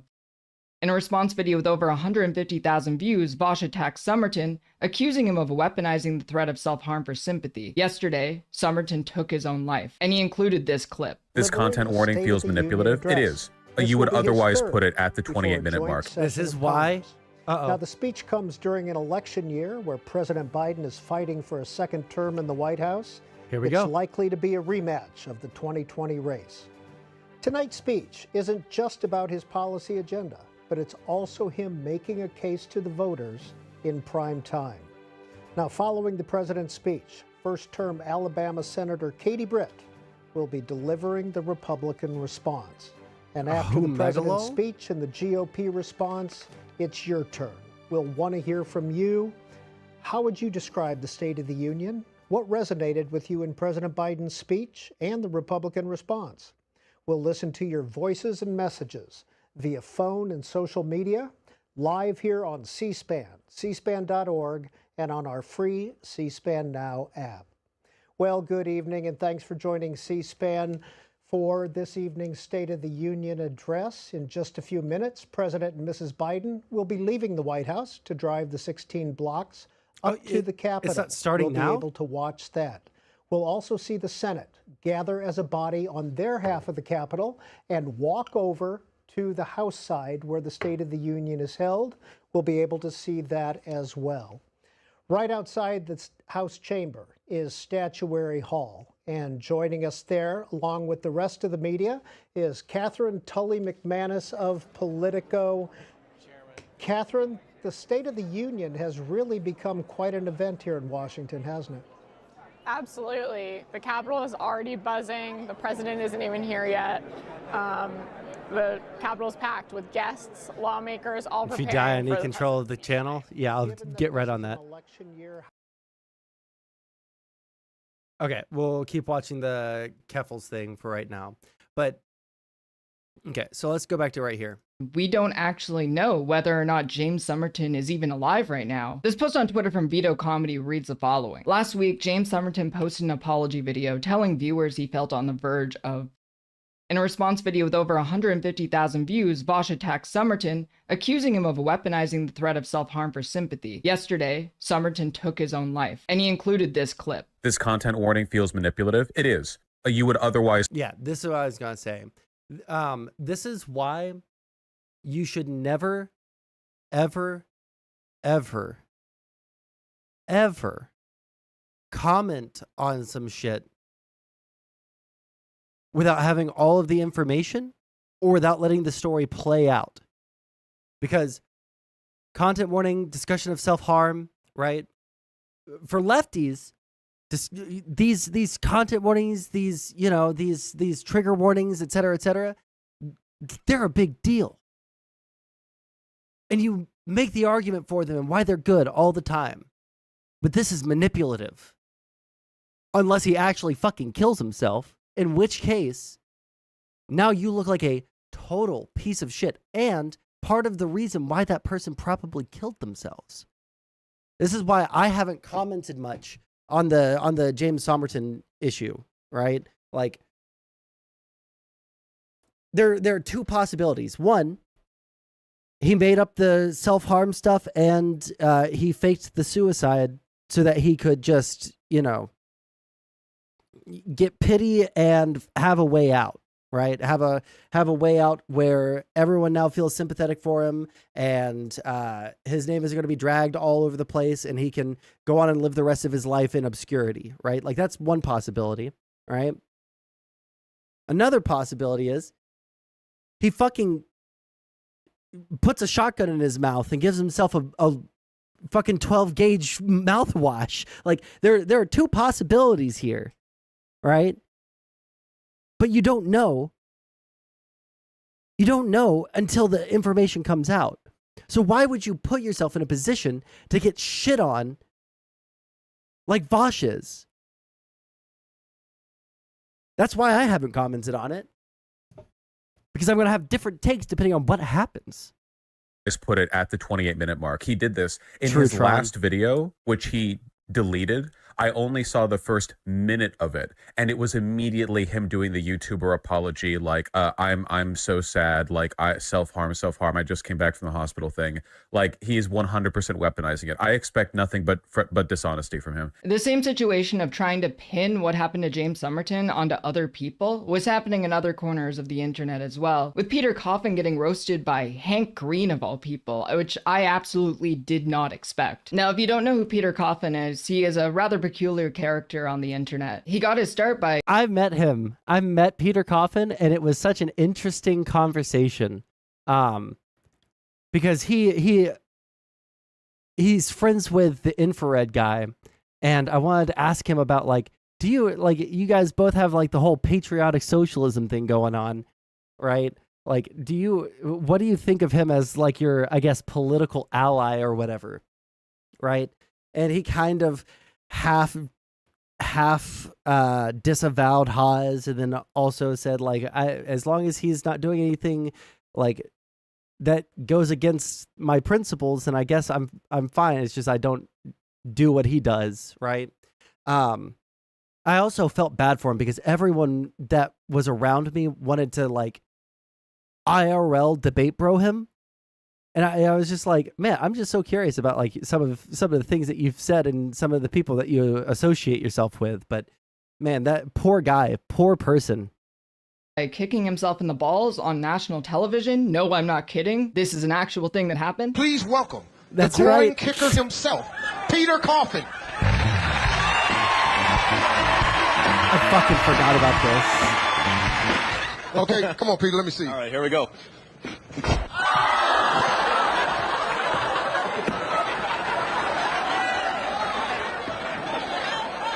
He also had a cameo in The Annoying Orange. Man, it just goes to show you. You never know when your time's There's a lot. There's a lot about Peter Coffin. I'm not going to go into I didn't know about all of the ins and Annoying outs Orange of thing. Peter Coffin today. But he decided to weigh in on this entire situation. So Peter Coffin tweeted out a post from the H-Bomber Guy subreddit where people were discussing how they genuinely I thought this was H-Bomb, or this was Peter Coffin saying this. hope that if the situation comes to the worst and James Somerton is no longer alive, that it won't have a huge impact on H-Bomber Guy's mental health. And honestly, it absolutely will. This is a terrible situation to be in, and I do not envy that man in the slightest. So Peter Coffin commented on it saying, "This is the most insane shit anyone has ever written. This does not even mention that James Somerton may be dead." A commenter replied, "It's because people are actively attacking and blaming H-Bomber Guy as if he killed James when there was ultimately nothing he did wrong. You cannot blame someone for someone else's suicide." That's where I'm kind of at. I'm like 50-50 on it. So on one hand, H-Bomber Guy did this video. He basically ruins this other guy, and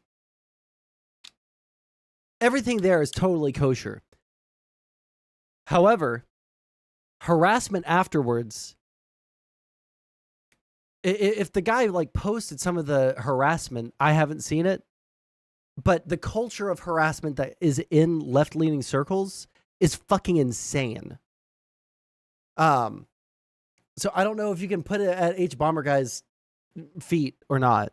I'd have to think about that or have someone convince me. Their mental state is their responsibility, and all he did was discuss his plagiarism, to which Peter Coffin responds, if he is dead, H-Bomb absolutely led the charge in killing him, which led Hank Green to weigh in saying, fucking disgusting tweet, my dude. Because let's be honest here, blaming anyone else for this situation is disgusting. James Somerton legitimately did very terrible things. He stole from other people, and he made a career off of stealing from other people. Exposing to the world that his career was based off of theft does not warrant taking your own life. And I really hope that this situation isn't true. I hope for his own sake that he didn't go through with it, or that this was some sort of publicity stunt. But trying to blame the situation on other people is disgusting. And the same can be said for Vaush in this circumstance. Personally, when I see people saying that they have made attempts to harm themselves, my first instinct isn't to jump and say, oh, they're just making this up for attention. They're just trying to do a sympathy grab. Because you run the risk where these clips being used to portray you as an absolute monster if the situation turns out to be true and they are actually at risk of hurting themselves. But that said, I don't think that Vaush is responsible for this either, especially because he is only one of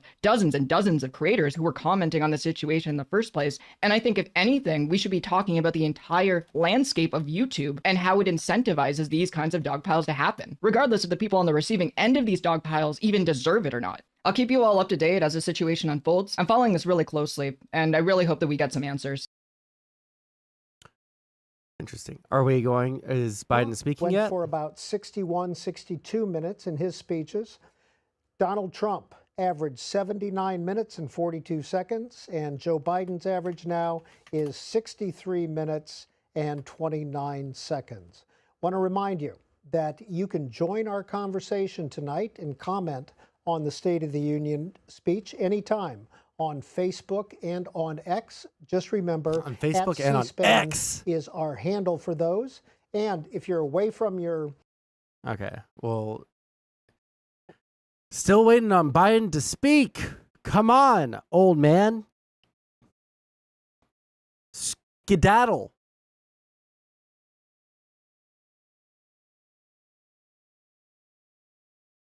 Let's see, what else is going on?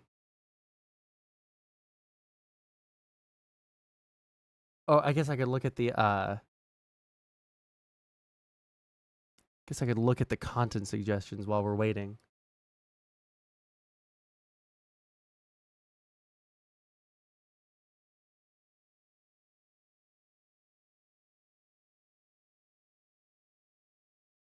Nothing that I haven't seen already. Fuck.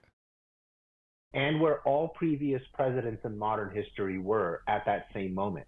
And when we did that analysis, when he was 4 points higher than he is now, he was behind every single president, going all the way back to President Eisenhower. At 41% at the time, the only person close to him was President Obama at 45. But interestingly, President Obama made a pretty notable turn in his approval rating in that last year, really in the last 3 quarters of his first term, to end it with a 52% approval rating pre-election. And we will see a little bit more of that conversation that Greta had with Mohammed Yunus a little bit later in our program. But ever since 1982, when President Reagan brought Lenny Skutnik, hero of the Air Florida crash, to the State of the Union, presidents have been inviting guests to sit with the First Lady up in the gallery. The role of the guest is to add to the president's message on certain themes and policy priorities. Among President Biden's guests tonight, 2 mothers. Katie Cox is from Texas. She spoke out nationally about reproductive care and her emergency need for an abortion. She was unable to get one in Texas after Roe v. Wade was overturned and the state's ban after the ruling. Another mother who is a guest of the president tonight, Latoria Beasley from Alabama. She was undergoing IVF when the Alabama Supreme Court ruled an embryo as a person, and those caught destroying embryos could be held legally accountable. This threw IVF in Alabama in limbo until action by the Alabama legislature, with several clinics stopping IVF services.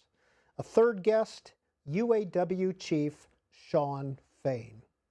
Let's go back to Greta Brawner.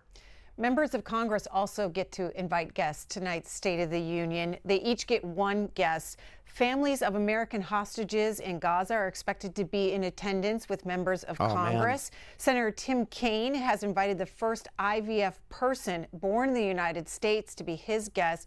And Speaker Johnson invited the parents of journalist Evan Gershkovich, who is being held in Russia. Senator Tammy Duckworth, and along with other Democrats earlier today, held a news conference to talk about the issue of IVF following that decision by the Alabama Supreme Court and the importance of it. The president is expected to talk about reproductive rights as well tonight. Here's a little bit about what the senator had to say on this issue. A few weeks from now, I'm going to get to hold my younger daughter in my lap as she squeezes her eyes shut, makes a wish, and blows out 6 candles on her birthday cake. I get to have my 9-year-old run up and pull on my sleeve, begging for a piece without the frosting, because she doesn't like the frosting. I don't know how she's my daughter, but apparently she does not like frosting on her cake. I'll cherish every moment of it, as I always do. This year, though, I already know that it'll feel a little bit different, that I'll feel even more grateful than normal. Because, you see, after a decade of struggling with infertility, after my service in Iraq, I was only able to get pregnant through the miracle that is IVF. IVF is the reason that there are birthday cakes and birthday candles and birthday wishes and birthday gifts for both of my girls in the first place. Now, as we mentioned earlier, giving the Republican I told you guys, dude, it's going to be brutal for the rest of the fucking election cycle. Because the Republicans can't keep the IVF, the abortion shit, they can't keep it in their pants, so to speak. You know, they're just like incapable of it, and it's all their own fault. You know, it's all their own fault. It's not like anybody is forcing them to do this shit, right? It's not like anybody is forcing them to commit the political suicide that we're talking about. They're doing it them fucking selves.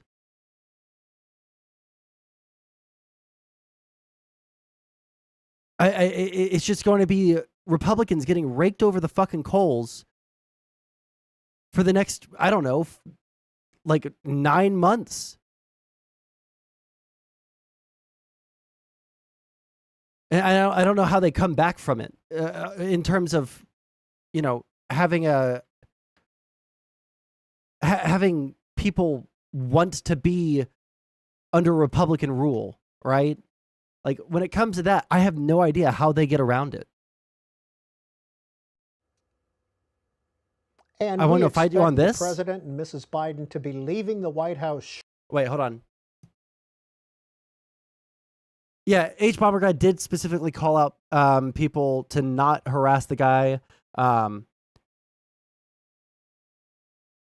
want to fight you on this. If you're talking about IVF, the House you're side insane. Of the Capitol, and they will be parading there through Statuary Hall. That's a live picture of Statuary Hall. You'll also see the president's cabinet come through there, the Joint Chiefs, et cetera, will capture as much of that as possible. Now, once the House lights come on, we will shut up here at C-SPAN, and we will let you see what's going on the House floor as the members gather to hear the president's speech tonight.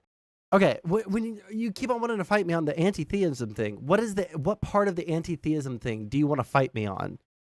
Because I don't care if someone's religious. I just care if they use religion to start attacking people.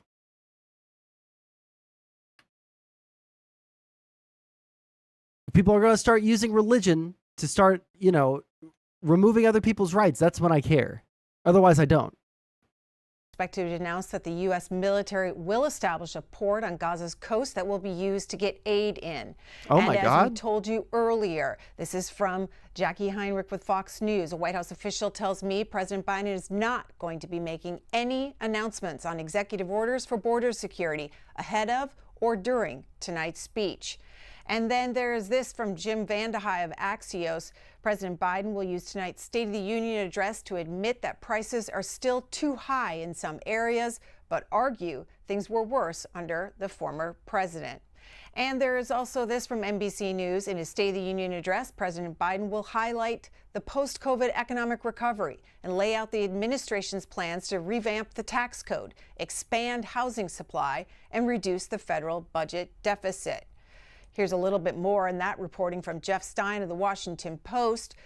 The president is expected to announce a 25% minimum tax on billionaires, quadruple stock buyback tax, create a new corporate minimum tax of 21%, and ban firms from deduction costs of paying salaries over $1 million off of federal taxes. Reproductive rights also expected to be talked about. Here's an excerpt from the president's speech tonight.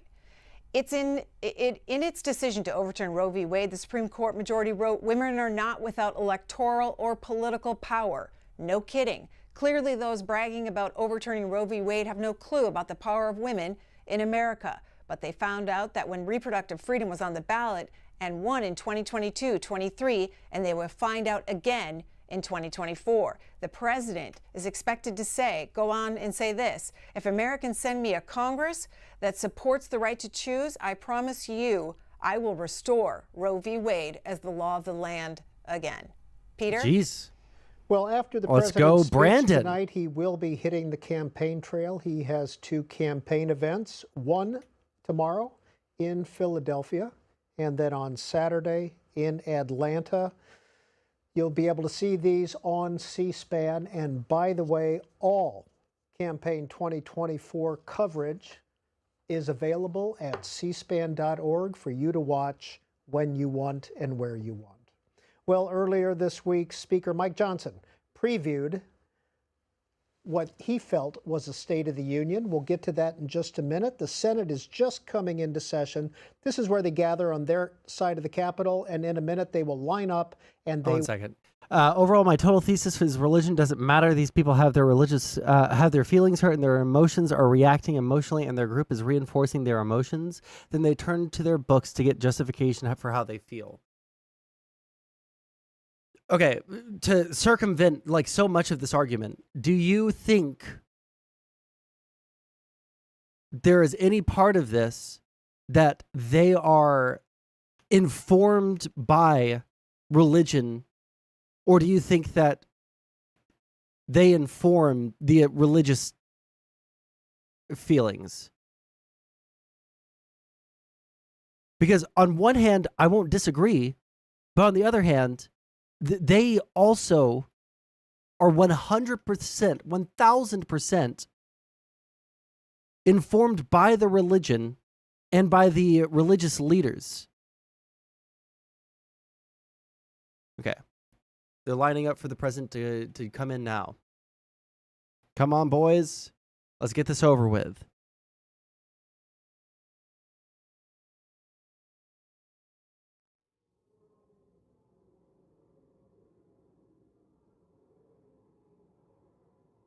Nothing? Or is it just silent? Come on.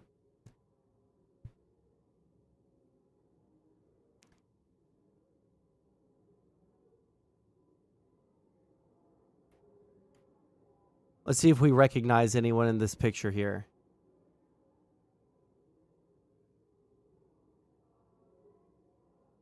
Damn, look at the old folks. Oh, there's Elizabeth Warren. No, I don't recognize any. Well, that guy looks familiar. I don't know what his name is. But outside of Elizabeth Warren and fella back here, I'm not recognizing any of these people. That might be McConnell right there. Oh, but he's covered up by the... No, that's definitely not McConnell. Never mind.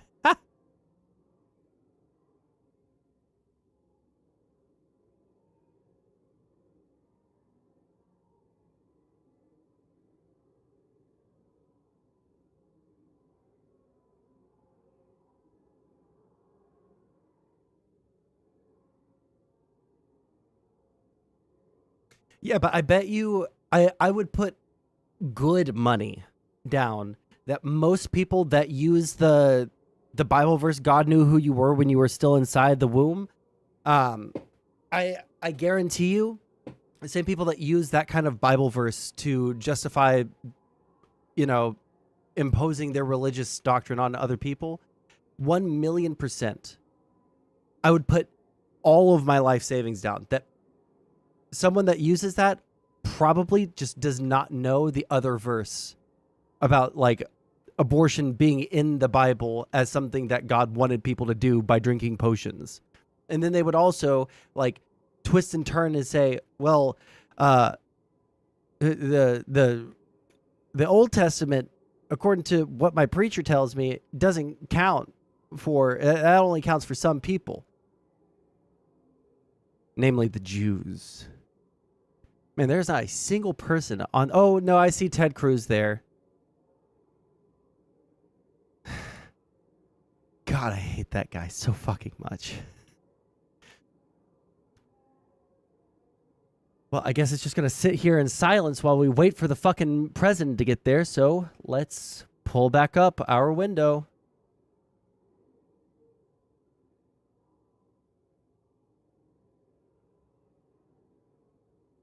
Let's see what this guy has to say real quick. This video was brought to you by Nebula. Israeli Prime Minister Benjamin Netanyahu's wartime unity cabinet is anything but united, with some even describing it as being at war with itself. With Netanyahu's approval ratings having collapsed since October 7th, and polls suggesting that he and his party will be kicked out of office come the next election, he has so far survived as the war in Gaza has continued.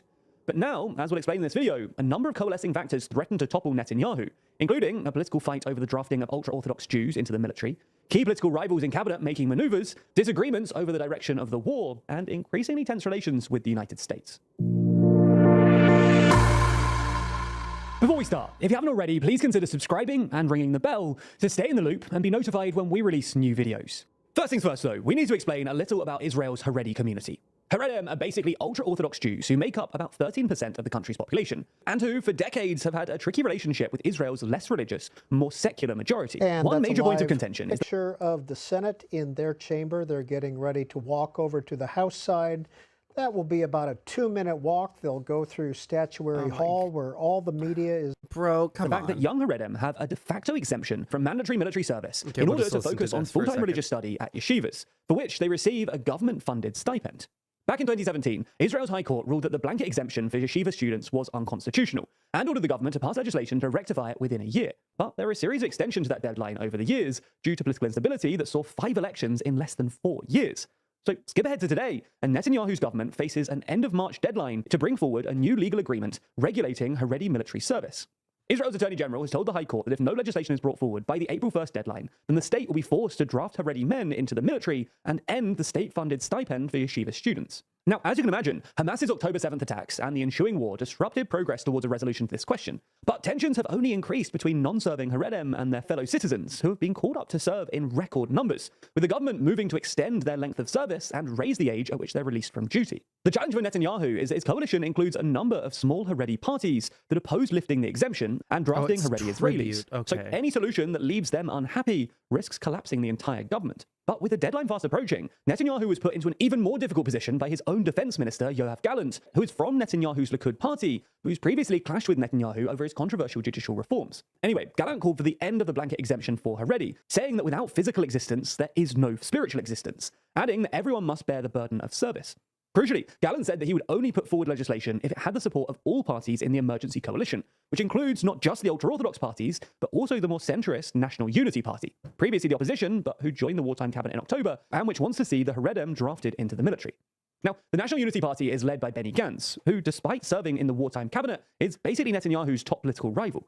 While Netanyahu's popularity has plummeted since October 7th, Gantz's party is far ahead in the opinion polls, which suggests that the anti-Netanyahu bloc would comfortably oust Netanyahu's government if an early election was held. So let's consider some possible outcomes here. If the proposed legislation is designed to be acceptable to Benny Gantz, it risks falling foul of the ultra-Orthodox parties who could potentially collapse the government. But if it goes too far the other way in order to appease the ultra-Orthodox parties, Gantz will refuse to endorse it, Gallant won't bring the legislation forward, the deadline will come, the exemption will end, and the state must start enlisting Haredi students and halt funding yeshivas. This outcome would also prompt the ultra-Orthodox parties to pull out of the government, precipitating its collapse. And given the polling we talked about earlier, Netanyahu has a reason to fear an election, while Gantz, who effectively wields a veto over the legislation, has a whole load of reasons to want one, especially one in which the issue of ending Haredi exemption is at the front of people's minds, given that most Israelis support ending it.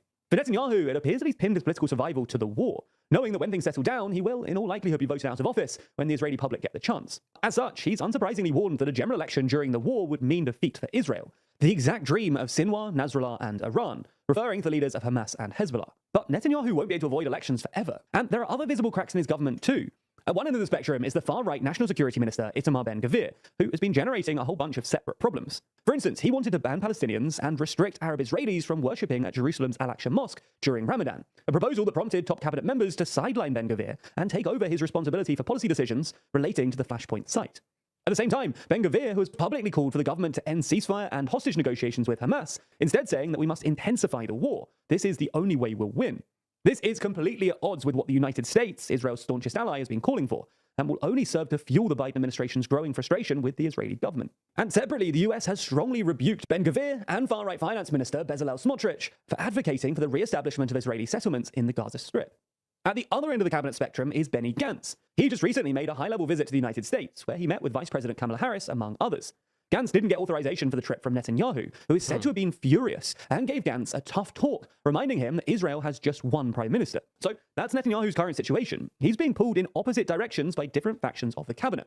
And there are decisions which need making imminently, which could risk toppling his government. The two key ministers, Gallant and Gantz, seem to be acting independently of Netanyahu in ways which intentionally or unintentionally seem to undermine him. At the same time as all of this, Netanyahu is watching his key rival, Benny Gantz, on an unsanctioned trip to the US, meeting with Kamala Harris and Antony Blinken, which suggests that Gantz is much more palatable to the White House, and, as one analyst puts it, sends an unmistakable signal of unhappiness with Benjamin Netanyahu. If you want to keep learning and expanding your knowledge, then I'd recommend that you check out Wendover Productions' brilliant series, The Logistics of X. Now, you likely know... Okay, are we And starting yet? He's no longer a senator, but he has privileges. There's Vice President Harris joining the group, and she'll escort with them over across the Capitol.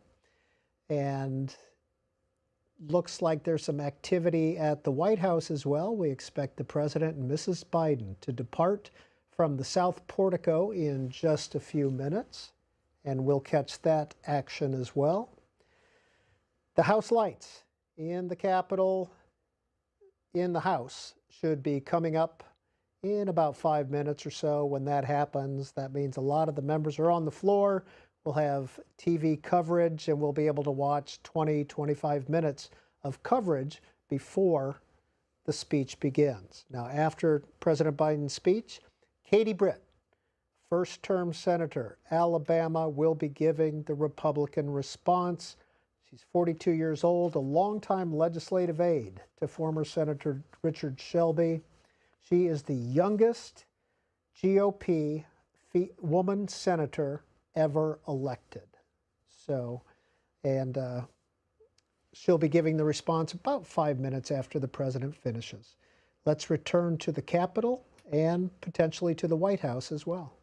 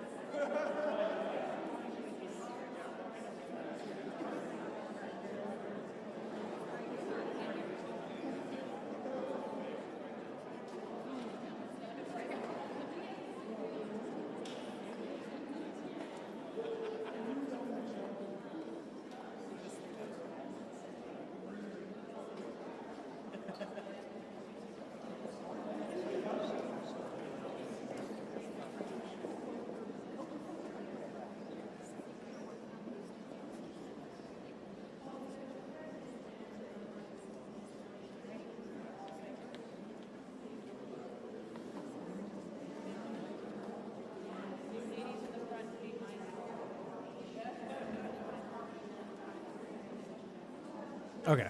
Well, I guess we're just waiting. Fuck me.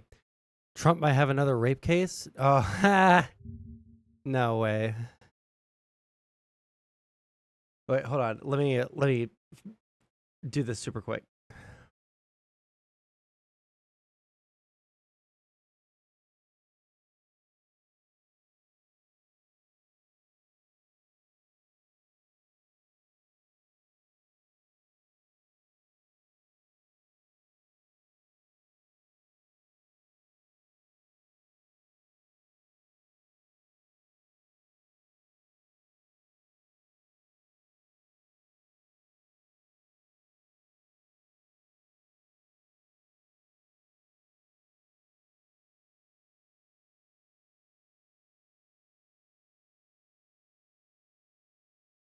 Adult film Stormy Daniels drops a huge bombshell and implies that her sexual encounter with Donald Trump was not fully consensual. Oh, fuck me, dude. This is probably going to be bad.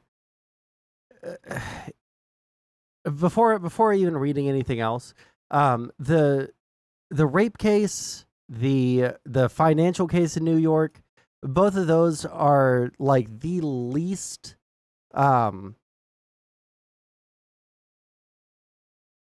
damaging to Trump whatsoever. And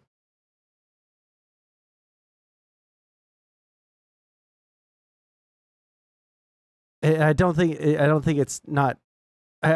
it's a helpful thing for Biden or for the Democrats or for getting Trump out of office, like piling on and piling on and piling on. Get this man convicted of the serious charges, and then if you want to keep on going, go after that. But like, I feel like this is just like giving them ammunition. I don't remember how I got in the bed, and the next thing I know, he was humping away and telling me how great I was. It was awful, but I didn't say no. I maintained that it wasn't rape in any fashion, but I didn't say no because I was 9 years old again.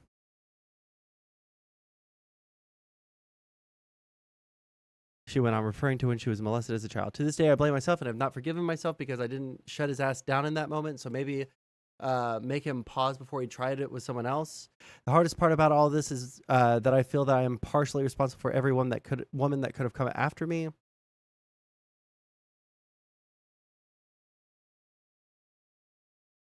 Trump allegedly cornered her when she was emerging from the bathroom, and the way she describes it certainly doesn't sound consensual.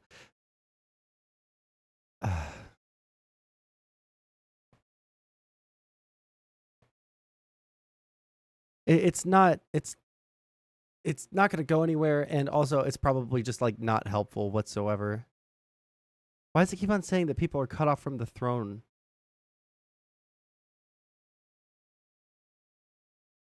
Oh, it's because they're on the back edge right there. Okay, got it.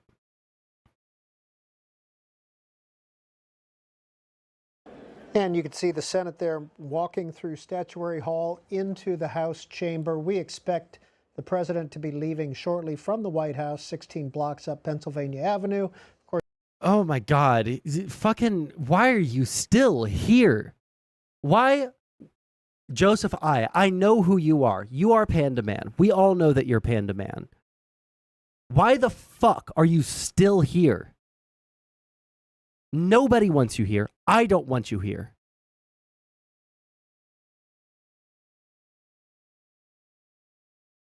How many fucking accounts? How many fucking accounts do we have to ban? How many times do I have to unambiguously say, do not come back? How many fucking times?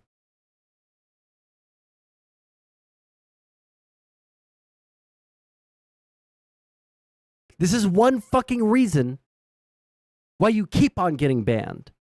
If you had, I don't know, like the first or second time you made a fake account and then we like let you stay because fuck it,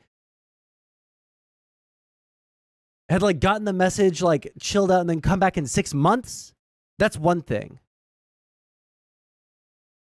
But this is fucking ridiculous, dog.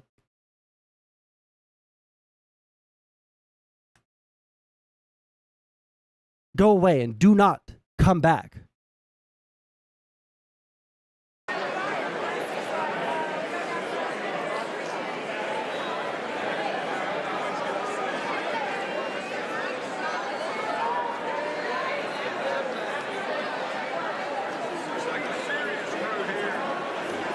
See, we could call it daddy abandonment issues, but we've heard his dad on stream, and I know we still have the VOD somewhere on YouTube of his dad coming in and yelling at him for taking a shit and then using cologne to use as an air freshener. And his dad's just yelling at him in the background while we're in the middle of a debate, which was, granted, really fucking funny, but also, holy shit, go away. I don't need to hear about like rape apologia. I don't need to hear about how unempathetic women can be to people who like may or may not have raped them.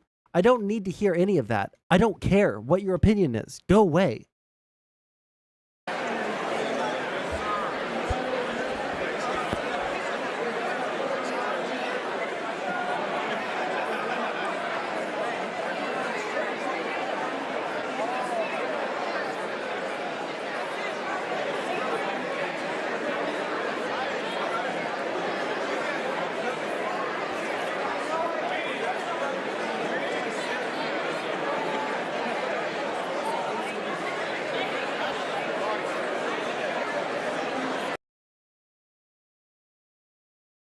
Uh-oh.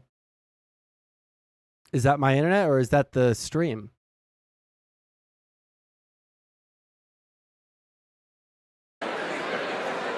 Okay. Old Mitchy boy.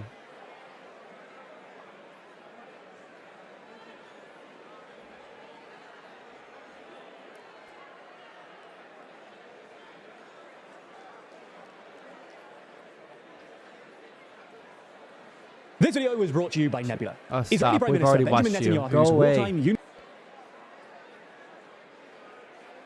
Come on, start already so that I can fucking... I can't stream through the entire thing if he's going to take this long to fucking start speaking. There's Manchin, there's Romney, and Elizabeth Warren. Oh, Marjorie Taylor Greene.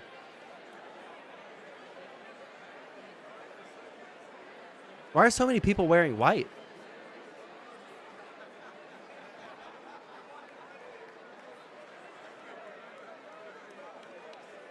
Let's see. Is it the squad or people aligned with the squad? Do we recognize anyone from the squad in white? Because I'm thinking it might be for Gaza.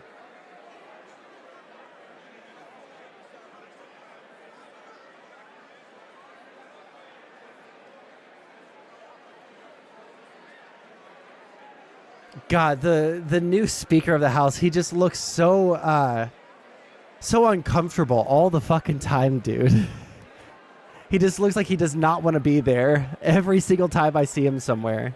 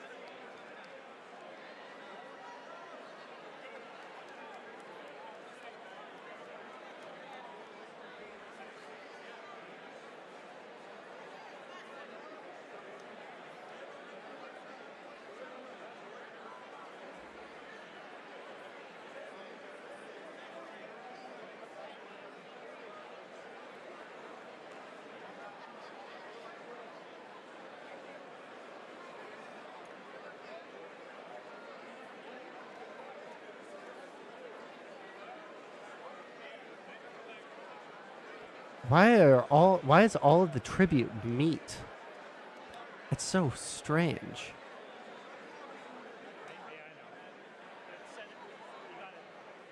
Meat and ore.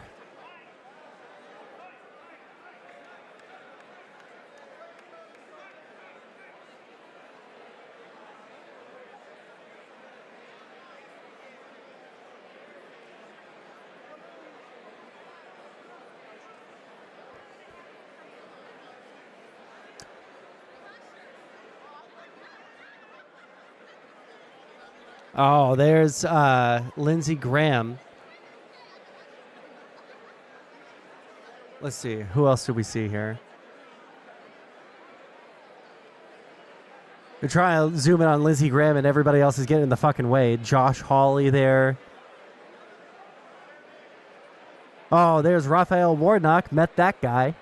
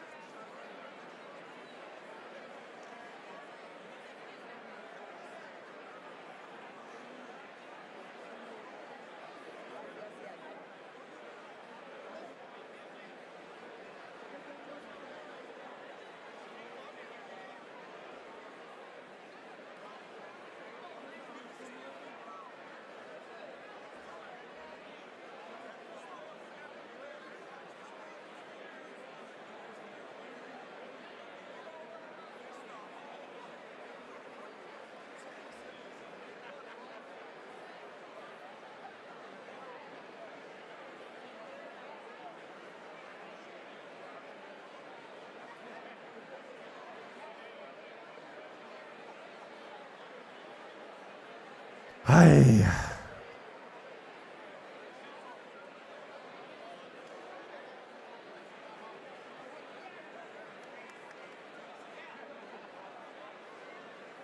Is it actually supposed to start at 8 p.m.?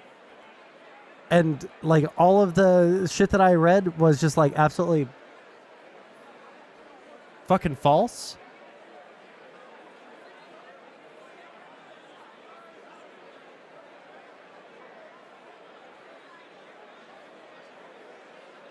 Okay, French well, we're President going to Emmanuel mute Macron has this. come under fire for suggesting the West might deploy troops to Ukraine.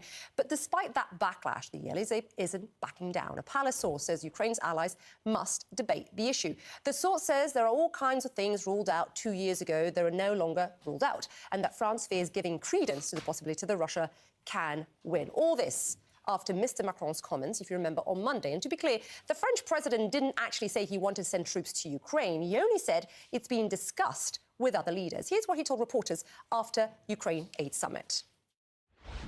There's no consensus today to officially send, support, and to take responsibility for troops on the ground. But as things develop, nothing should be off the table. We will do everything necessary so that Russia cannot win this war. While most European leaders agree on board with the part about defeating Russia, but the idea of sending in their own troops, well, that drew backlash. Officials from a growing list of countries, you can see that, including the UK, Germany, Spain, Italy, Slovakia, and Poland, all say they have no plans to send their forces to Ukraine. A NATO official tells CNN the alliance won't be deploying combat troops either. And the Kremlin has also responded following Mr. Macron's comments. A spokesperson says conflict with Russia is inevitable if the West sends troops to Ukraine. And we've just seen in the last few minutes, in fact, that the State Department has also commented on this. The State Department reiterating that President Biden has ruled out sending US troops to fight in Ukraine in response to Macron's comments, saying sending Western troops to Ukraine cannot, obviously what Macron heard, cannot be ruled out. So we have response now from the US State Department. Melissa Bell joins me now for more. I think it's so fucking crazy how one war has fundamentally changed how we try to protect our tanks, right? Like people called these cope cages before because Ukraine was just dropping grenades into the open hatch on top or onto the fuel tanks. I watched a video of a Ukrainian drone dropping a grenade. It ignited the fuel tank so it couldn't move. And then they just kept on dropping grenades until it actually went into the hatch and it exploded. But like all of this and the cages on top are meant to prevent that. Or like rocket propelled grenades, they're supposed to make them detonate on these before they actually hit the side armor or the tread armor of the tank. Like one war has fundamentally shifted the entire way we view tank warfare. Cannot be ruled out. So we have response now from the US State Department. Melissa Bell joins me now for more. And Melissa, I mean, it's clear that as we've just outlined there, the European leaders have been... Honestly, I'm almost war hockey on... Almost. Not quite, but I'm almost war hawkish on the Ukraine situation. Like, I understand in my head why we should never send US troops to fight Russian troops in Ukraine. I understand why. At the same time, goddamn, wouldn't it just be great if we could finish this war in like fucking like 3 or 4 weeks? You know, France, Britain, USA, fucking, you know, Poland, since they want to get into the fight. They've been wanting to get into the fight for super fucking long. Like, it would be over in like 3 weeks. And we could just have it end. But we can't. And it's so gay. Pretty swift in their response to Macron's comments. Before we talk about how they're responding individually, just frame for us what Macron said and how it's being received at home. We'll just listen to this for a second while we wait for the State of the Union what he had to announce in his press conference, and this was Issa in response to a question that was asked about whether this issue had been raised and debated over the course of the conference that was held here in Paris. Yes, it had, he said, because it was time that a debate began. The idea is that this should be the beginning of a debate about whether any individual countries, and we've been speaking to Élysée sources since some of that backlash that you mentioned, and what Emmanuel Macron is suggesting is not that France should encourage Germany or Poland Poland or other countries who've now said they will not be sending troops to Ukraine to do so. On the contrary, that individual countries should be considering whether or not they are willing to send perhaps not so much initially combat troops, but things like deminers, people to help with the maintenance of Western equipment, border guards, for instance, to help liberate some Ukrainian troops that they can be redeployed for combat. That is the initial suggestion that was behind Emmanuel Macron's comments. And I think it's important to note that there have been words of support. For instance, Lithuania's foreign minister has said that it is time to consider all the options that there may be amongst Western allies about what may come next. The idea is that 2 years into this war, and with things stagnating as much as they are, that Western allies should be willing to consider individually whether or not they want to get further involved. And I think what the Elysee sources have been saying is that this is important from the point of view of sending a signal to Moscow of strategic ambiguity, that nothing should be off the table, in order that Moscow should not assume that what has been will continue to be. And essentially, as you mentioned, Macron's point is that there have been so many issues that have been off the table so far, things that have now been agreed to, F-16s, the sending of long-range missiles, and the sending of troops should be amongst that, Isa. But the way he framed that line that we heard there sounded like that wasn't discussed at this summit, and at least from what we've heard as well, the kind of pushback we've heard from some European leaders. Was this even discussed at all? He says it's time it's discussed. Was it even discussed? We've understood that it began to be raised during this conference, but of course it will be a question for individual countries. For instance, France is about to begin debating in its parliament how it goes forward with this war, what its consequences are for France, and we understand that this may be a part of the future discussions. The suggestion was that debate began about this issue, and this should now be a debate and a consideration for individual countries. Not that NATO or the European Union should send troops in, but that individual allies may now consider something that until now had been something of a red line. And I think the response from Moscow, the very strong response, that this would inevitably lead to a confrontation between NATO and Russia, Stun seed. From the point of view of the Elysee, that message has been heard, that everything is possible and that they need to be paying attention, Isa. Very important context there from our Melissa Bell in Paris. Great to have you on, Melissa. Thank you very much. Let's get more analysis on this. I'm joined now by Reem Montas. She's a research fellow for European foreign policy and security at the International Institute for Strategic Studies. Reem, welcome back to the show. You would have heard there Melissa Bell talking about this in detail, but you would have seen, Reem, the European leaders being kind of very swift, very quick as well, and tough on their response, themselves really trying to distance themselves, just to say, from Macron. What do you make, first of all, Reem, of how Macron framed it here?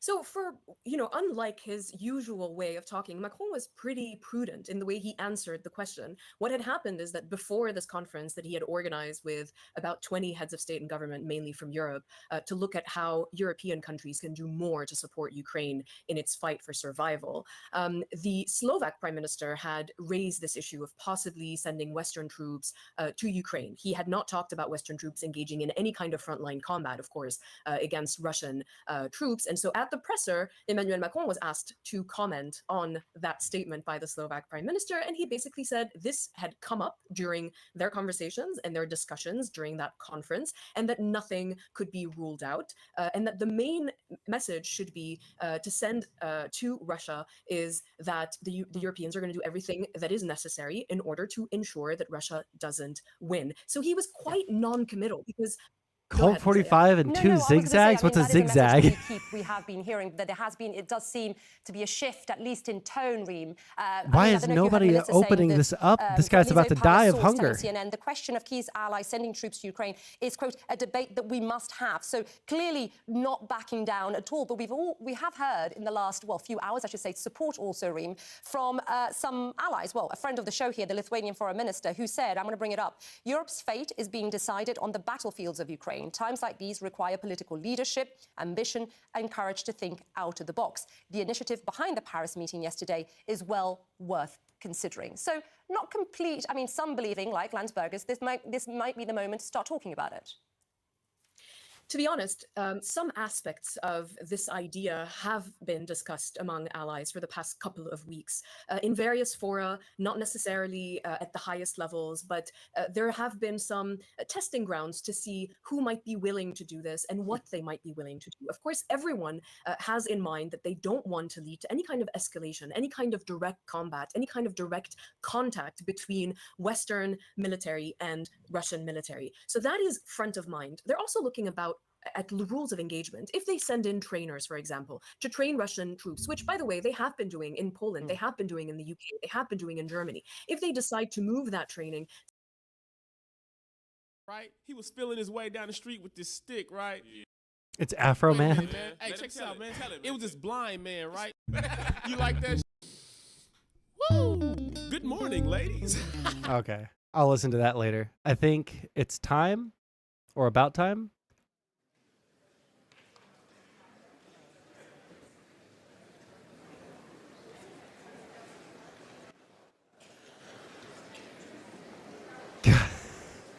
I don't understand why Michael Johnson or Mike Johnson just always looks like he's about to fucking cry, dude. I don't understand.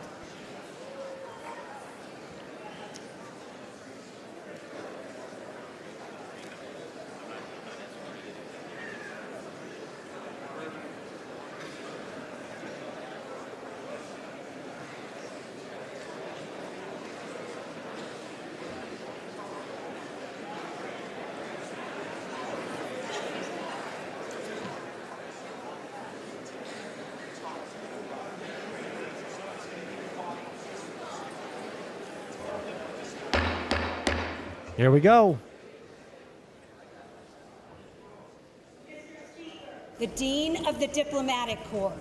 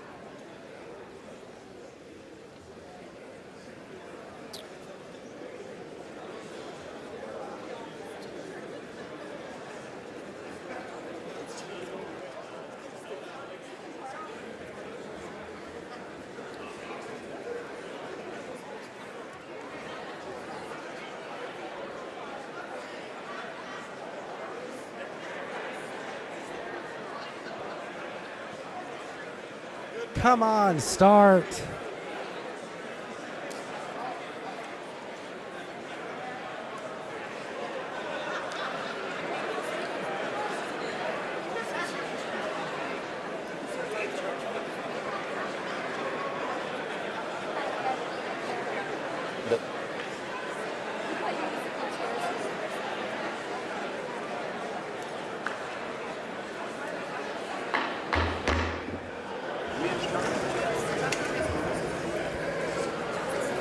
Mr. Speaker, the Chief Justice and Associate Justices of the Supreme Court.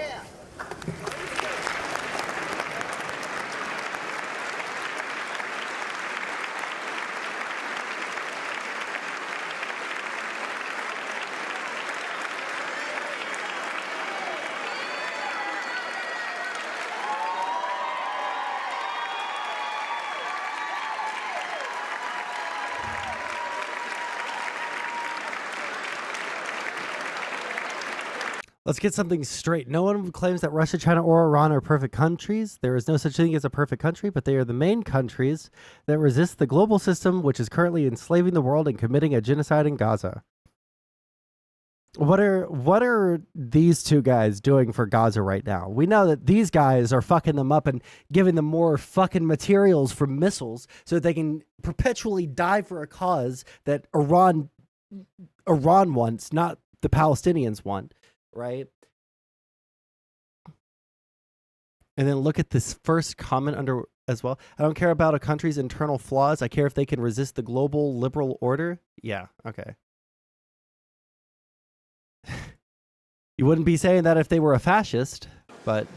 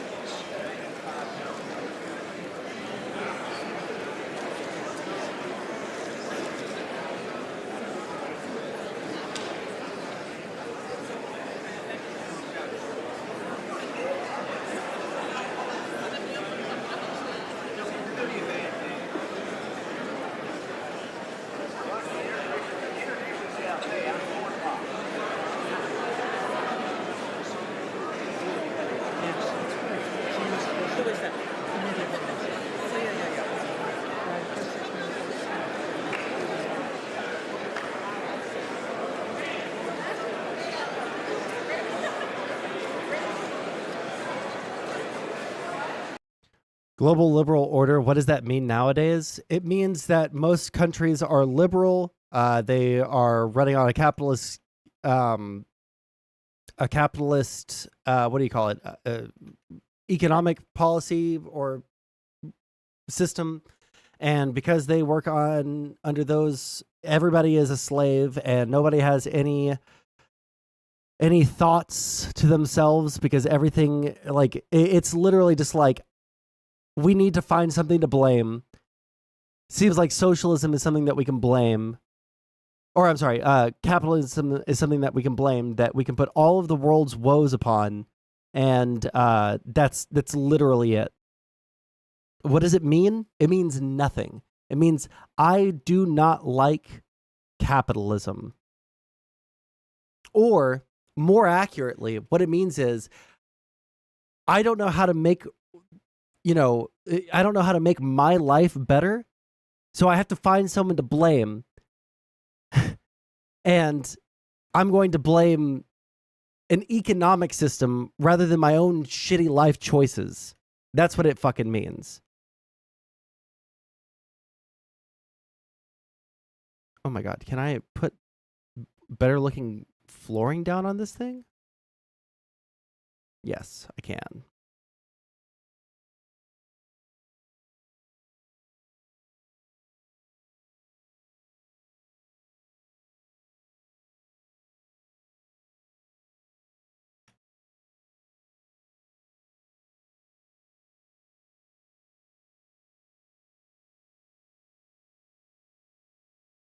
Any minute now, they'll start.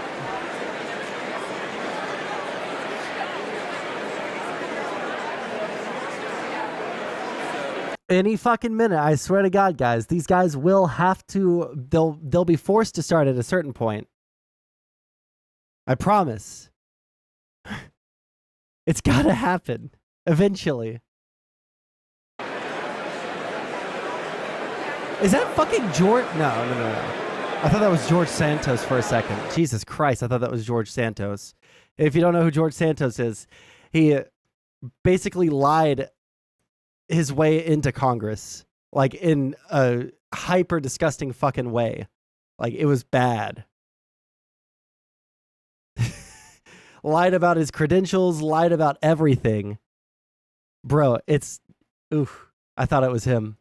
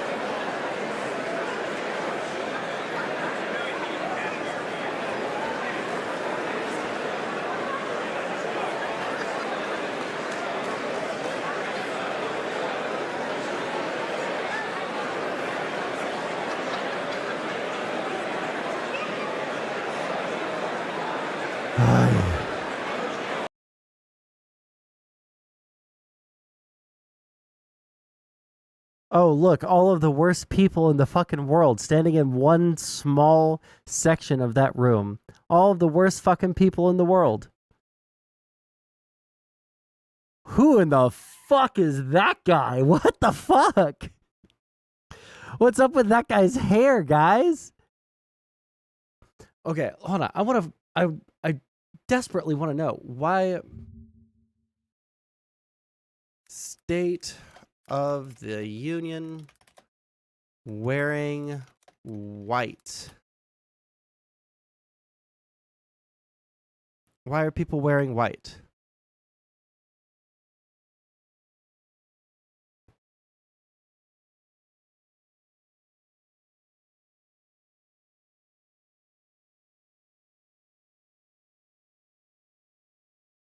Nothing? Really?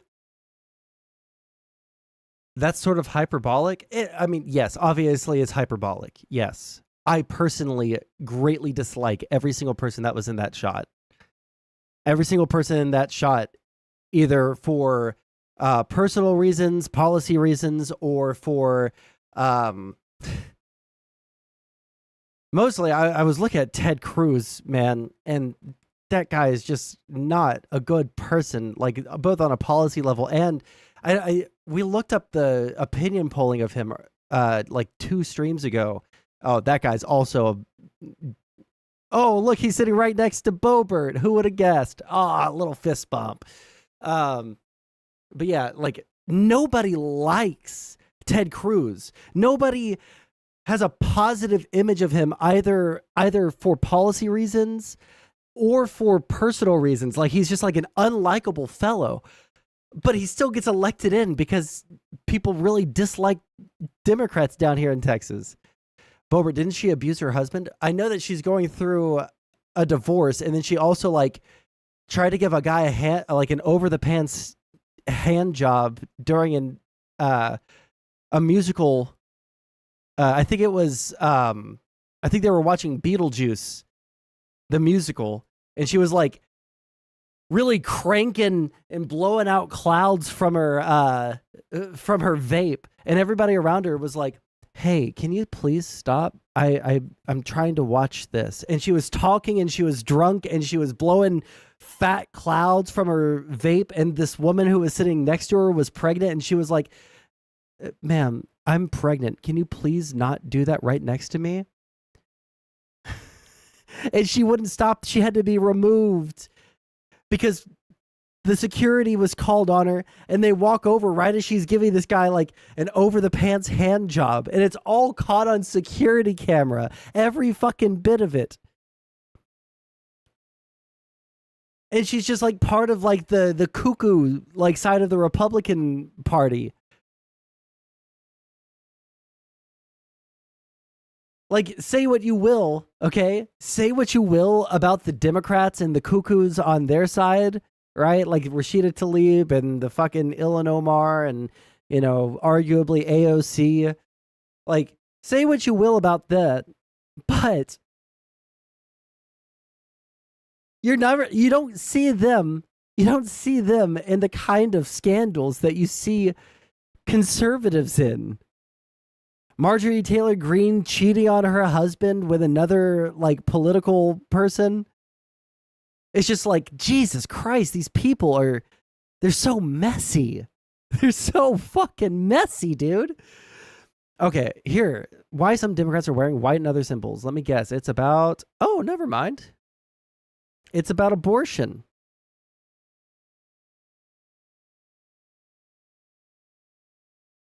Other members are wearing blue to show support for Israeli hostages taken after Hamas's October terror attack. I'm sure that there are some people in the progressive wing that are upset about that. Some Republicans are wearing pins that say her name, Laken Riley.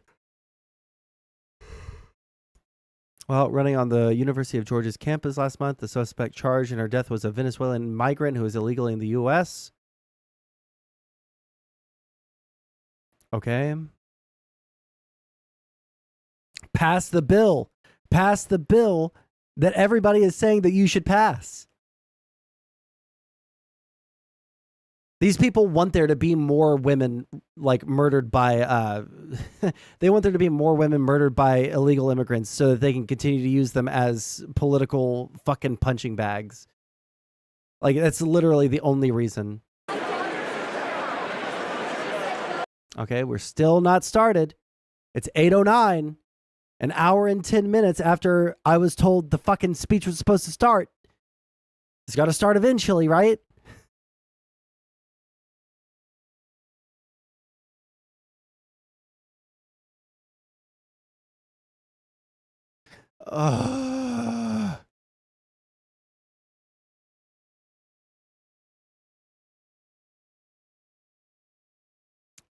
This is so fucking aggravating, dude.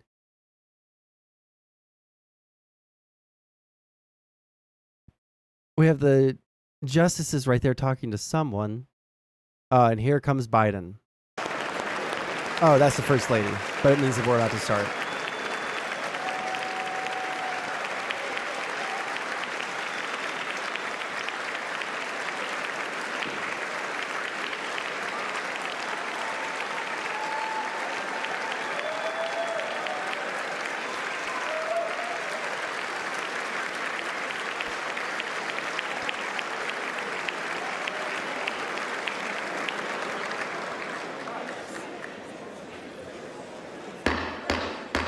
Oh yay, oh yay. Wait, that's the wrong place for that, isn't it? Mr. Speaker, the President's Cabinet.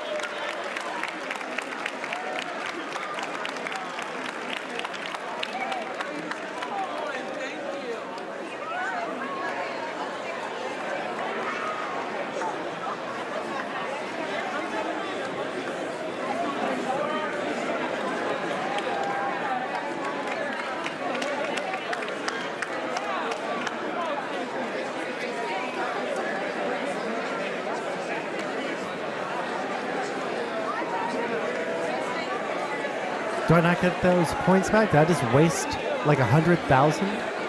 Fuck my life.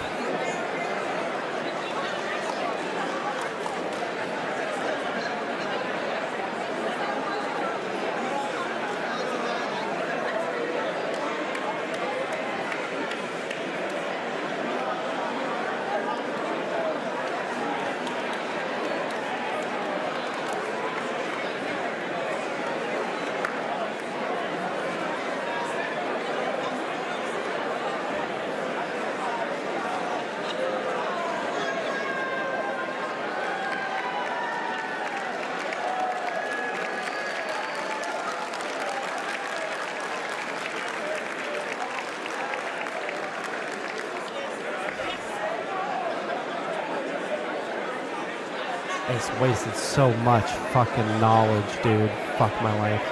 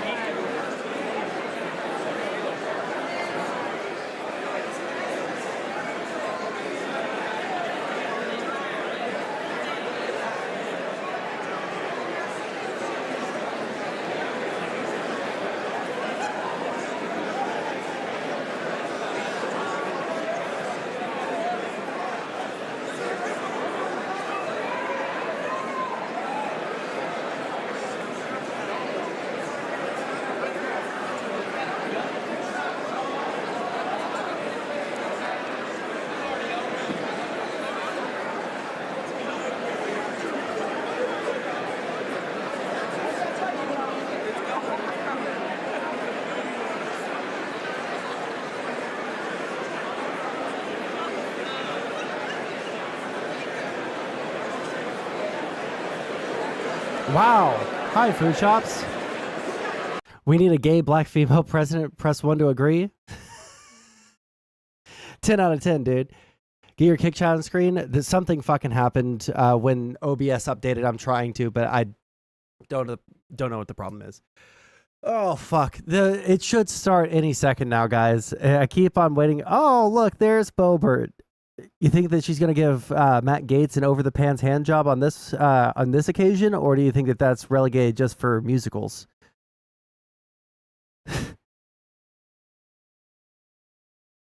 Food shops. You know, food shops, I mean to ask, how does it feel to be like the person to go to? It's gotta be a mixture of emotion. But like, since everyone won't shut the fuck up about lolicon and, whether that makes you, all of that. Everyone wants you on their panels for that. How does that feel? I'm sure it must be like somewhere in between, like excited and also like, oh God, oh fuck, this is my life now.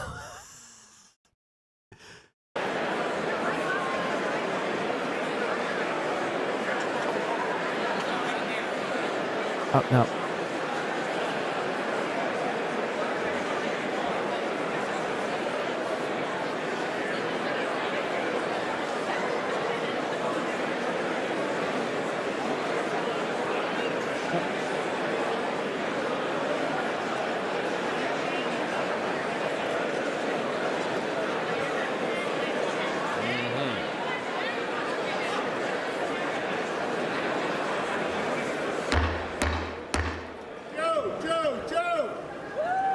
Joe! Mr. Speaker, the President of the United States.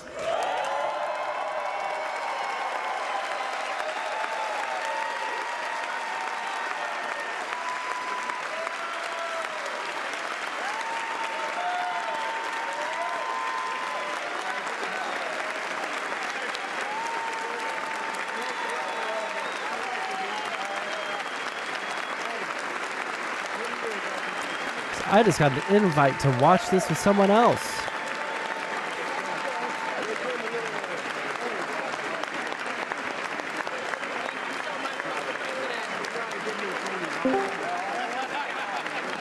Hello? Yo. How's it going? All right. I haven't started just yet. I'm getting set up right now. Oh, I am live right now. Yeah, that's fine. I saw that you were already live. I'm having a problem with one of my cameras, so I'm trying to fix this real quick. Okay, gotcha. Well, should I hop out and then come back when you message me that your stream is I'll up? just send you a DM. Yeah, give me like 5 minutes. Gotcha. Tom Tom.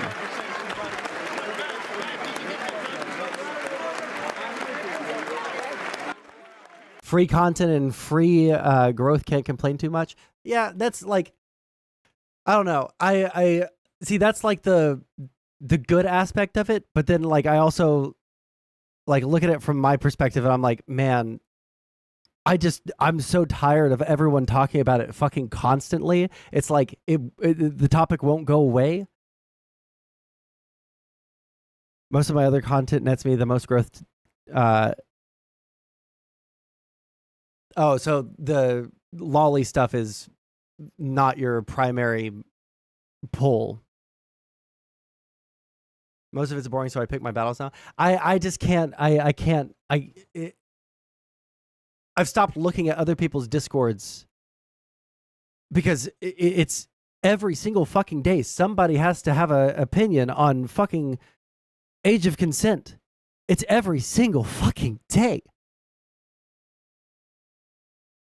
And I want some relief, okay? I need somebody to please, for the love of God, have a fucking backbone and just like stop talking about it. And holy shit, Biden needs to start speaking because I'm gonna have to end stream.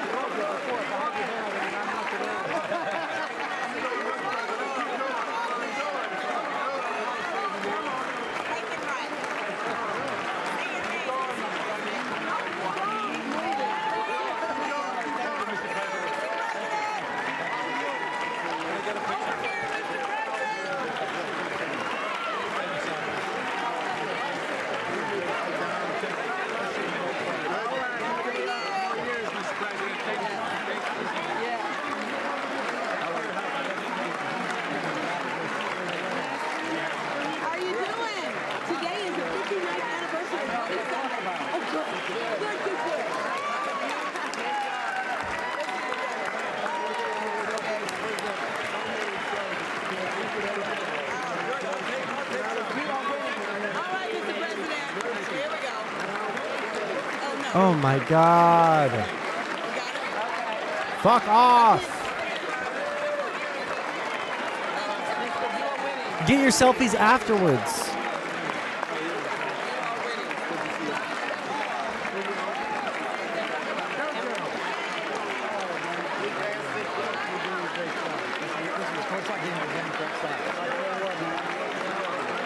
This guy has complete integrity.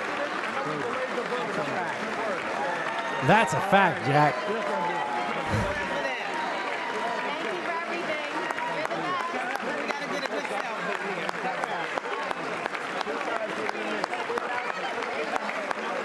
This guy's just happy to be there, guys. That dude on the right, this guy's just happy to be there. Let me just squeeze into that selfie with you guys real quick, like. Please start, please. For the love of fucking God, it's gotta eventually start.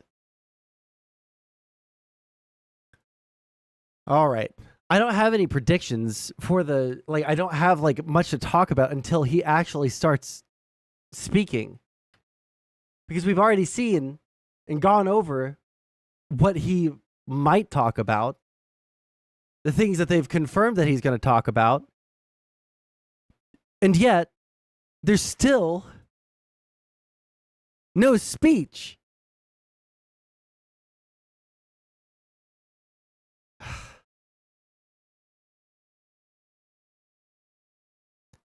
That's it. I'm not voting for Biden anymore because he takes too long to fucking walk to the fucking podium.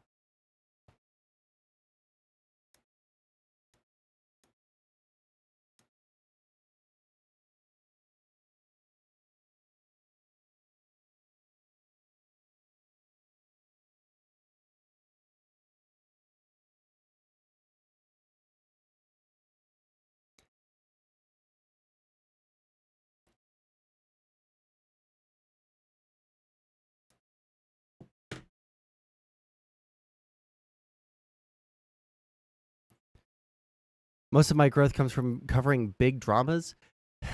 Even the big dramas are kind of like boring to me now. I don't know. Maybe I am old. I'm just old and decrepit and out of the loop on everything. Old and decrepit.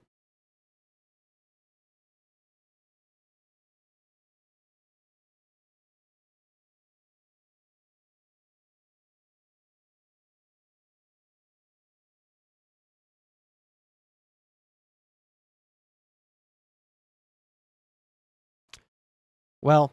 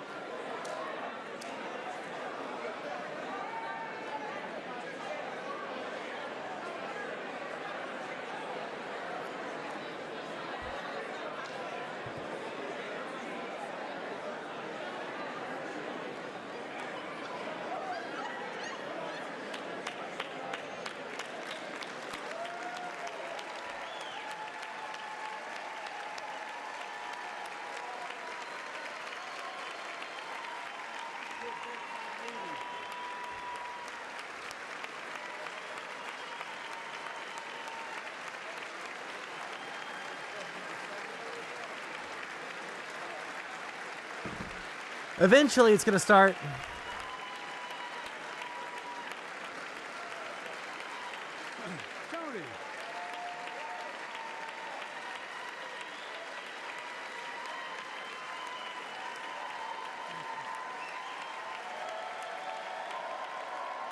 I'm really pissed because, like, everything that I saw said that it was going to start at fucking 7 p.m. And now I'm probably going to have to end stream in like 30 minutes.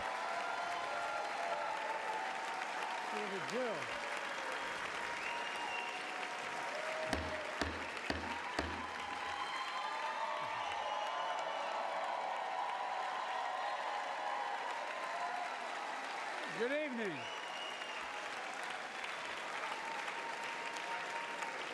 Good evening. If I were smart, I'd go home now.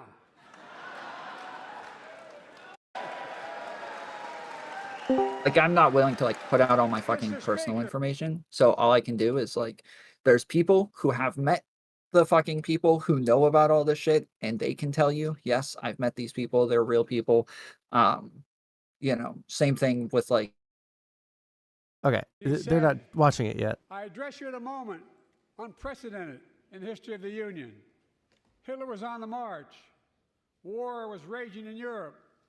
President Roosevelt's purpose was to wake up Congress and alert the American people that this was no ordinary time. Freedom and democracy were under assault in the world. Tonight, I come to this same chamber to address the nation. Now, it's we who face an unprecedented moment in the history of the Union. And yes, my purpose tonight is to wake up the Congress and alert the American people that this is no ordinary moment either. Not since President Lincoln and the Civil War have freedom and democracy been under assault at home as they are today. What makes our moment rare is that freedom and democracy are under attack both at home and overseas at the very same time. Overseas, Putin of Russia is on the march, invading Ukraine and sowing chaos throughout Europe and beyond. If anybody in this room thinks Putin will stop at Ukraine, I assure you he will not. Based? But Ukraine can stop Putin. Ukraine can stop Putin if we stand with Ukraine and provide the weapons that needs to defend itself.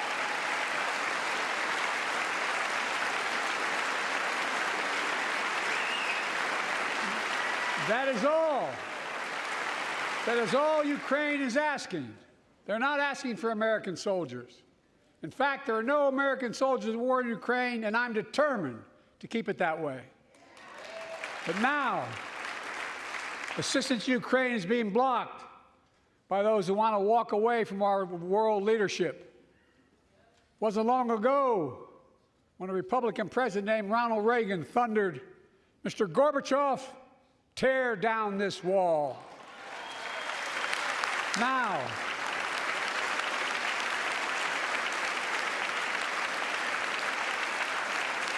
my predecessor, a former Republican president, tells Putin, quote, "Do whatever the hell you want."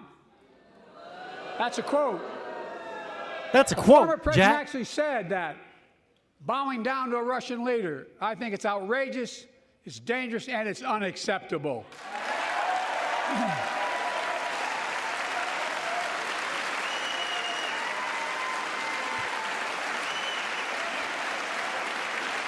America is a founding member of NATO, the military alliance of democratic nations created after World War II to prevent war and keep the peace. And today, we've made NATO stronger than ever. We welcomed Finland to the alliance last year. And just this morning, Sweden officially joined, and their minister is here tonight. Come here, stand up. Welcome. Welcome, welcome, welcome. Like,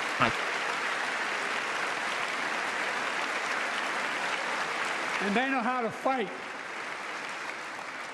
Mr. Prime Minister, welcome to NATO, the strongest military alliance the world has ever. Okay, I'm sorry, I had to pause it. Really quick, I cannot believe Tom invited me to watch what it is the they're fucking saying, thing. and then come back to like my own shit and answer. So yeah, I'm thinking about just doing like a manifesto video essay sort of thing. Tom invited me to watch the fucking State of the Union, and then he's like talking about his drama instead. Jesus Christ. Ever seen. I say this to Congress, we have to stand up to Putin. based. Send me a bipartisan national security bill. History is literally watching. History is watching. If the United States walks away, it will put Ukraine at risk. Europe is at risk. The free world will be at risk, emboldening others to do what they wish to do us harm. My message to President Putin, who I've known for a long time, is simple. We will not walk away.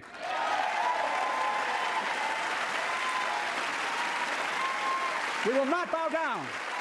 I always love the vice president in every State of the Union address. They have to get up and applaud after every single fucking thing the president says. So, like, there's no point in sitting back down. You just gotta get back up. Storm this very Capitol and place a dagger to the throat of American Watch democracy. her. Many of you are here on that darkest of days. We all saw with our own eyes the insurrectionists were not patriots. They'd come to stop the peaceful transfer of power, to overturn the will of the people. January 6th lies about the 2020 election and the plots to steal the election posed a gravest threat to U.S. democracy since the Civil War. But they failed. America stood.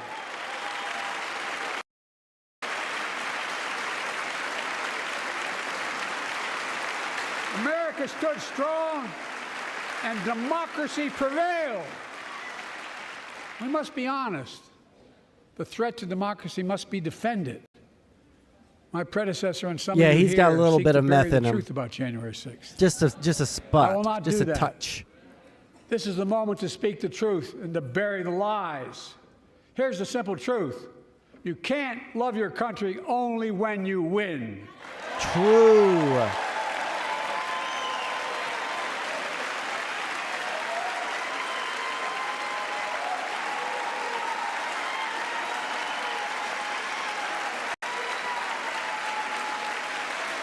As I've done ever since being elected to office, I ask all of you without regard to party to join together and defend democracy. Remember your oath of office of defending against all threats, foreign and domestic. Respect free and fair elections, restore trust in our institutions, and make clear political violence has absolutely no place in America, zero place. Again, January 6 rioters, as bad as they are for their actions, are patriots in that they did what they did out of, albeit incorrect, belief about their... I mean, yeah, but it doesn't excuse it or the actions that led them to believe those things, right? it's not. Like, I don't necessarily disagree with what you're saying there, but it doesn't excuse it, and it doesn't make his point any less valid. Children and grandchildren will read about this day and what we do. History is watching another assault on freedom. Joining us tonight is Latoya Beasley, a social worker from Birmingham, Alabama. 14 months ago, she and her husband welcomed a baby girl thanks to the miracle of IVF. Uh-oh. She scheduled treatments to have that second child. But the Alabama Supreme Court shut down IVF treatments across the state, unleashed by a Supreme Court decision overturning Roe v. Wade. She was told her dream would have to wait. What her family had got through should never have happened. Unless Congress acts, it could happen again. So tonight, let's stand up for families like hers. To my friends across the aisle, don't keep this waiting any longer. Guarantee the right to AVF. I'm messaging you right now, Tom.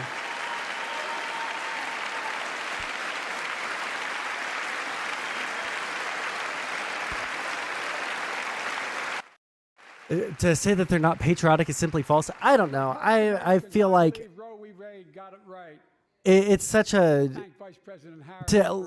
for the president of the United States, while condemning the day, to add a million caveats like that. I think it's too much. To like, well, they were patriots and that they believed this, but like also it's bad. But like, no, fuck them. They tried to do horrible shit on January 6th. Look at the chaos that has resulted. Joining us tonight is Kate Cox, the wife and mother from Dallas. She's become pregnant again and had a fetus of a fatal condition. Her doctor told Kate that her own life and her ability to have children in the future were at risk if she didn't act. Because Texas law banned her ability to act, Kate and her husband had to leave the state to get what she needed. What her family got through should have never happened as well, but it's happening to too many others. There are state laws banning the freedom to choose, criminalizing doctors, forcing survivors of rape and incest to leave their states to get the treatment they need. Many of you in this chamber and my predecessor are promising to pass a national ban on reproductive freedom. My God, what freedom else would you take away? Look, Jesus. it's a My decision to God, what overturn freedom Roe v. else Wade. would The you Supreme take? Court majority wrote the following, and with all due respect, justices, women are not without electoral power. Electoral or political power. You're about to realize just how much you were right about that.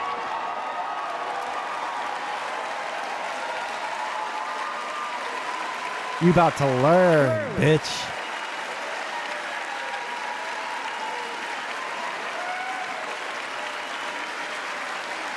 Clearly, those bragging about overturning Roe v. Wade have no clue about the power of women. But they found out when reproductive freedom was on the ballot. We won in 2022 and 2020, and we'll win again in 2024.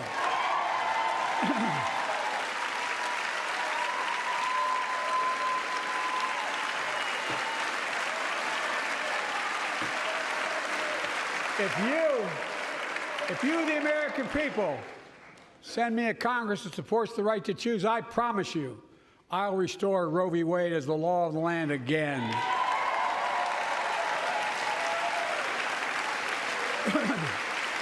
There we go. Folks, Gonna hit the same point over and over and over. cannot go Break it back. over the Republicans' head the I'm here entire tonight season. to show what I believe Electoral is the way season. forward, because I know how far we come. 4 years ago next week, before I came to office, the country was hit by the worst pandemic and the worst economic crisis in a century. Remember the fear, record losses. Remember the spikes in crime and the murder rate, raging virus that took more than 1 million American lives, of loved ones, millions left behind. A mental health crisis of isolation and loneliness. A president, my predecessor, failed the most basic presidential duty that he owes to American people, the duty to care. I think that's unforgivable. You lie. He did I it. came to office determined to get us through one Who of the said it? toughest periods in the nation's history. We have. It doesn't make news in 1,000 cities and towns. The American people are writing the greatest comeback story never told.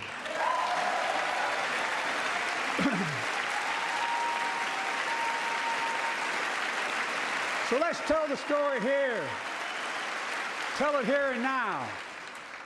America's comeback is building the future of American possibilities, building an economy from the middle out and the bottom up, not the top down, investing in all America, in all Americans, to make sure everyone has a fair shot, and we leave no one behind. The pandemic no longer controls our lives. The vaccines that saved us from COVID are now being used to beat cancer, turning setback into comeback. That's what America does. That's what America does. That's what America does, guys. How's the speech so far? I think it's pretty good. Nothing that I would Folks, super disagree with at all. my inherited economy is on the brink. Now our economy is literally the envy of the world. 15 million new jobs in just 3 years, a record, a record. Unemployment at 50-year lows. A record 16 million Americans are starting small businesses, and each one is a literal act of hope. With historic job growth and small business growth for Black and Hispanics and Asian Americans, 800,000 new manufacturing jobs in America and counting. Where is it written we can't be the manufacturing capital of the world? We are. Well, we it basically will. just started, so. More people have health insurance today. More people have health insurance today than ever before. The racial wealth gap is as small as it's been in 20 years. Wages keep going up. Inflation keeps coming down. Inflation has dropped from 9% to 3%, the lowest in the world, and tending lower.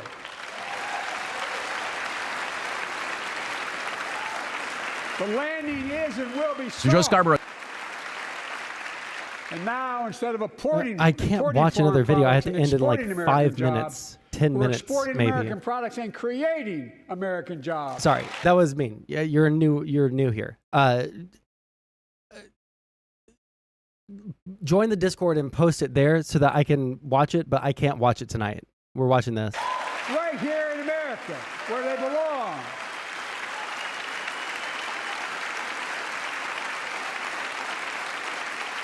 And it takes time, but the American people are beginning to feel it. Consumer studies show consumer confidence is soaring. Buy America has been the law of the land since the 1930s. Past administrations, including my predecessor, including some Democrats as well in the past, failed to buy American. Not anymore. On my watch, federal projects that you fund, not on Biden's like watch, build baby. American roads, bridges, and highways, will be made with American products and built by American workers.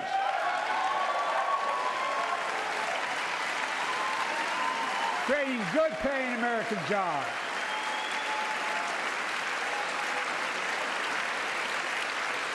And thanks to our CHIPS and Science Act, the United States is investing more in research and development than ever before. During the pandemic, a shortage of semiconductors, chips, that drove up the price of everything from cell phones to automobiles. And by the way, we invented those chips right here in America. Well, instead of having to import them, private companies are now investing billions of dollars to build new chip factories here in America, creating tens of thousands of jobs.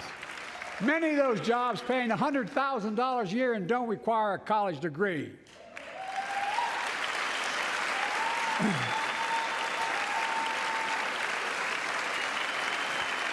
In fact, my policies have attracted $650 billion in private sector investment in clean energy, advanced manufacturing, creating tens of thousands of jobs here in America.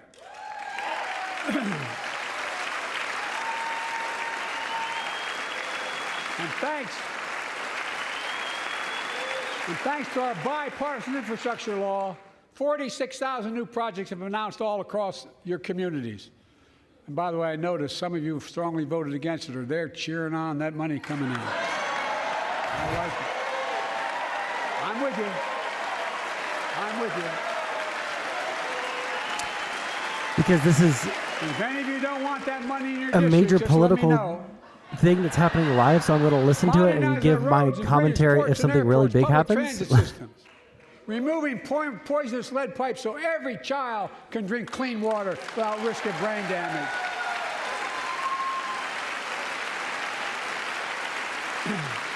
If it wasn't live, I'd be pausing it all the time. Affordable high-speed internet. Or if I had all for every night, American, I'd be no matter pausing it all the where you time. live, urban, suburban, or rural communities in red states and blue states.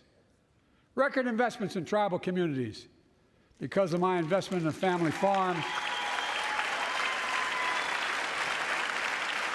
because I invested in family farms led by my Secretary of Agriculture, who knows more about this than anybody I know, we're better able to stay in the family for those farms and their children and grandchildren won't have to leave home to make a living. It's transformative. The great comeback story is Belvedere, Illinois, home to an auto plant for nearly 60 years. Before I came to office, the plant was on its way to shutting down. Thousands of workers feared for their livelihoods. Hope was fading. Then I was elected to office, and we raised the Belvedere repeatedly with auto companies, knowing unions would make all the difference. The UAW worked like hell to keep the plant open and get these jobs back, and together we succeeded. Instead of auto factories shutting down, auto factories reopening, and new state-of-the-art battery factories being built to power those cars there at the same.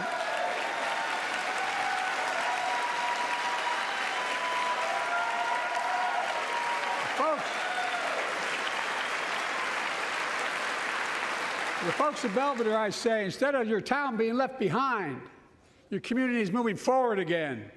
Because instead of watching auto jobs of the future go overseas, 4,000 union jobs with higher wages are building the future in Belvedere right here in America.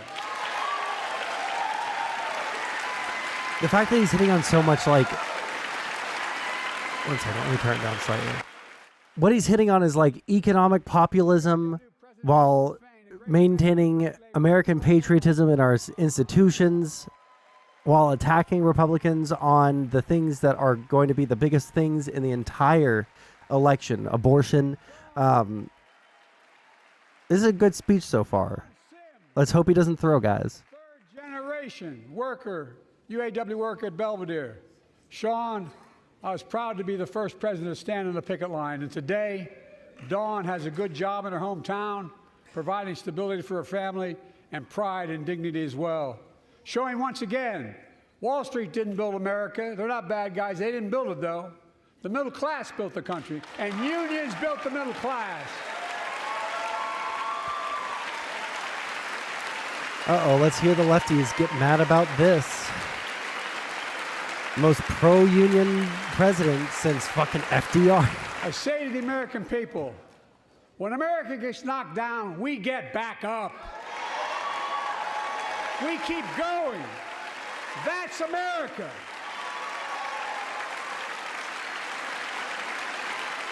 That's you, the American people.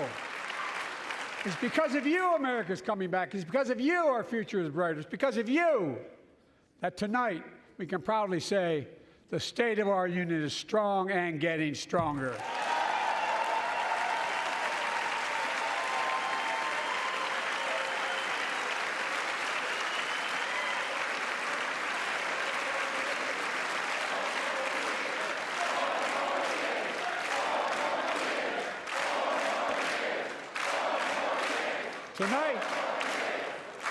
Tonight, I want to talk about the future of possibilities. Yeah, speed it up, Biden. That we can build together.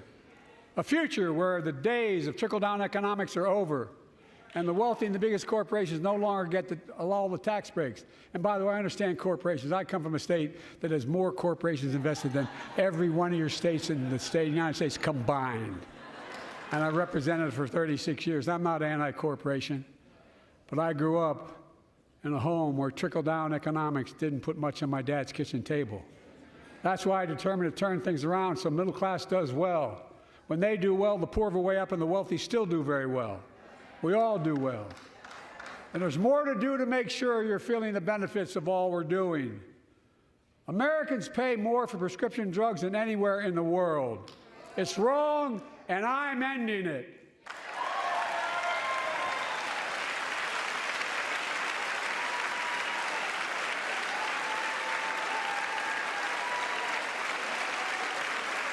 With a law that I proposed and signed, not one of you Republican buddies voted for it. We finally beat Big Pharma. Instead of paying $400 a month or thereabouts for insulin with diabetes, and it only costs $10 to make, they only get paid $35 a month now and still make a healthy profit.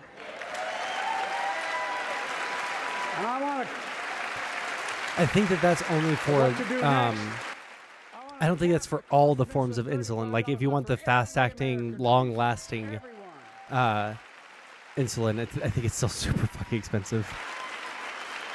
For years, people have talked about it, but finally we got it done and gave Medicare the power to negotiate lower prices on prescription drugs, just like the VA is able to do for veterans.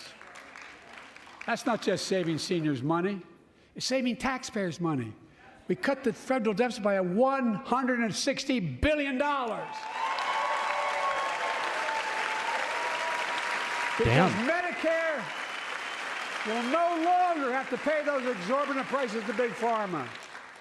This year, Medicare is negotiating lower prices for some of the costliest drugs on the market to treat everything from heart disease to arthritis. It's now time to go further and give Medicare the power to negotiate lower prices for 500 different drugs over the next decade. They're making a lot of money, guys. You're making a lot of money, guys. And they'll still be extremely profitable. Will not only save lives, it will save taxpayers another $200 billion.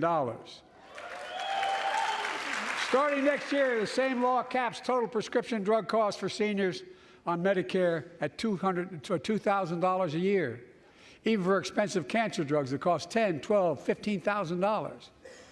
Now I want to cap prescription drug costs at $2,000 a year for everyone.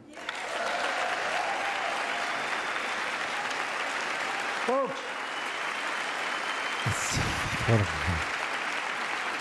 I'm going to get in trouble for saying that, but if you want to get an Air Force One and fly to Toronto, Berlin, Moscow, well, even Moscow, probably. And bring your prescription with you, and I promise you I'll get it for you for 40% the cost you're paying now. Same company, same drug, same place. Folks, the Affordable Care Act, the old Obamacare, is still a very big deal.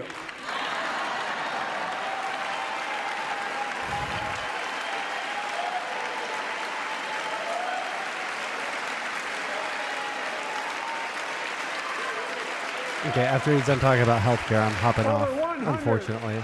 million of you can no longer be denied health insurance because of pre-existing condition.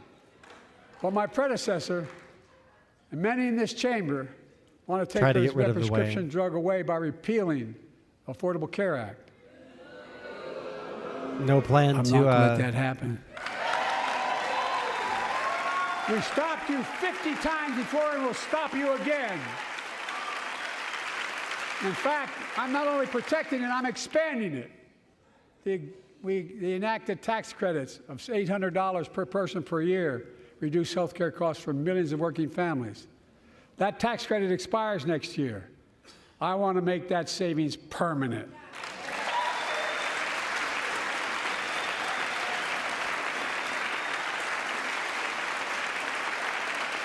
To state the obvious, women are more than half our population. But research on women's health has always been underfunded. That's why we're launching the first ever White House initiative on women's health research, led by Jill, doing an incredible job as First Lady.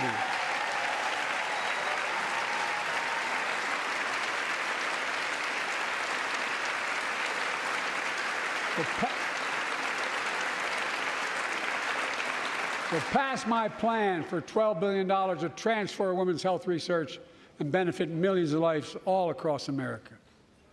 I know the cost of housing is so important to you. If inflation keeps coming down, mortgage rates will come down as well, and the Fed acknowledges that. But I'm not waiting. I want to provide an annual tax credit that will give Americans $400 a month for the next 2 years as mortgage rates come down, to put toward their mortgages when they buy their first home or trade up for a little more space. Just for 2 years.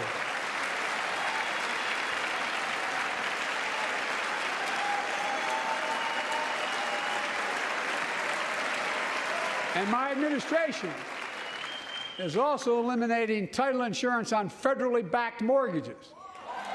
When you refinance your home, you can save $1,000 or more as a consequence. For millions of renters, we're cracking down on big landlords who use antitrust law, who break antitrust laws by price fixing and driving up rents. We've cut red tape so builders can get federally financing, which is already helping build a record 1.7 million new housing units nationwide. Now pass and build and renovate 2 million affordable homes and bring those rents down. Nice. A good way to do things, as opposed to fucking stupid-ass rent control.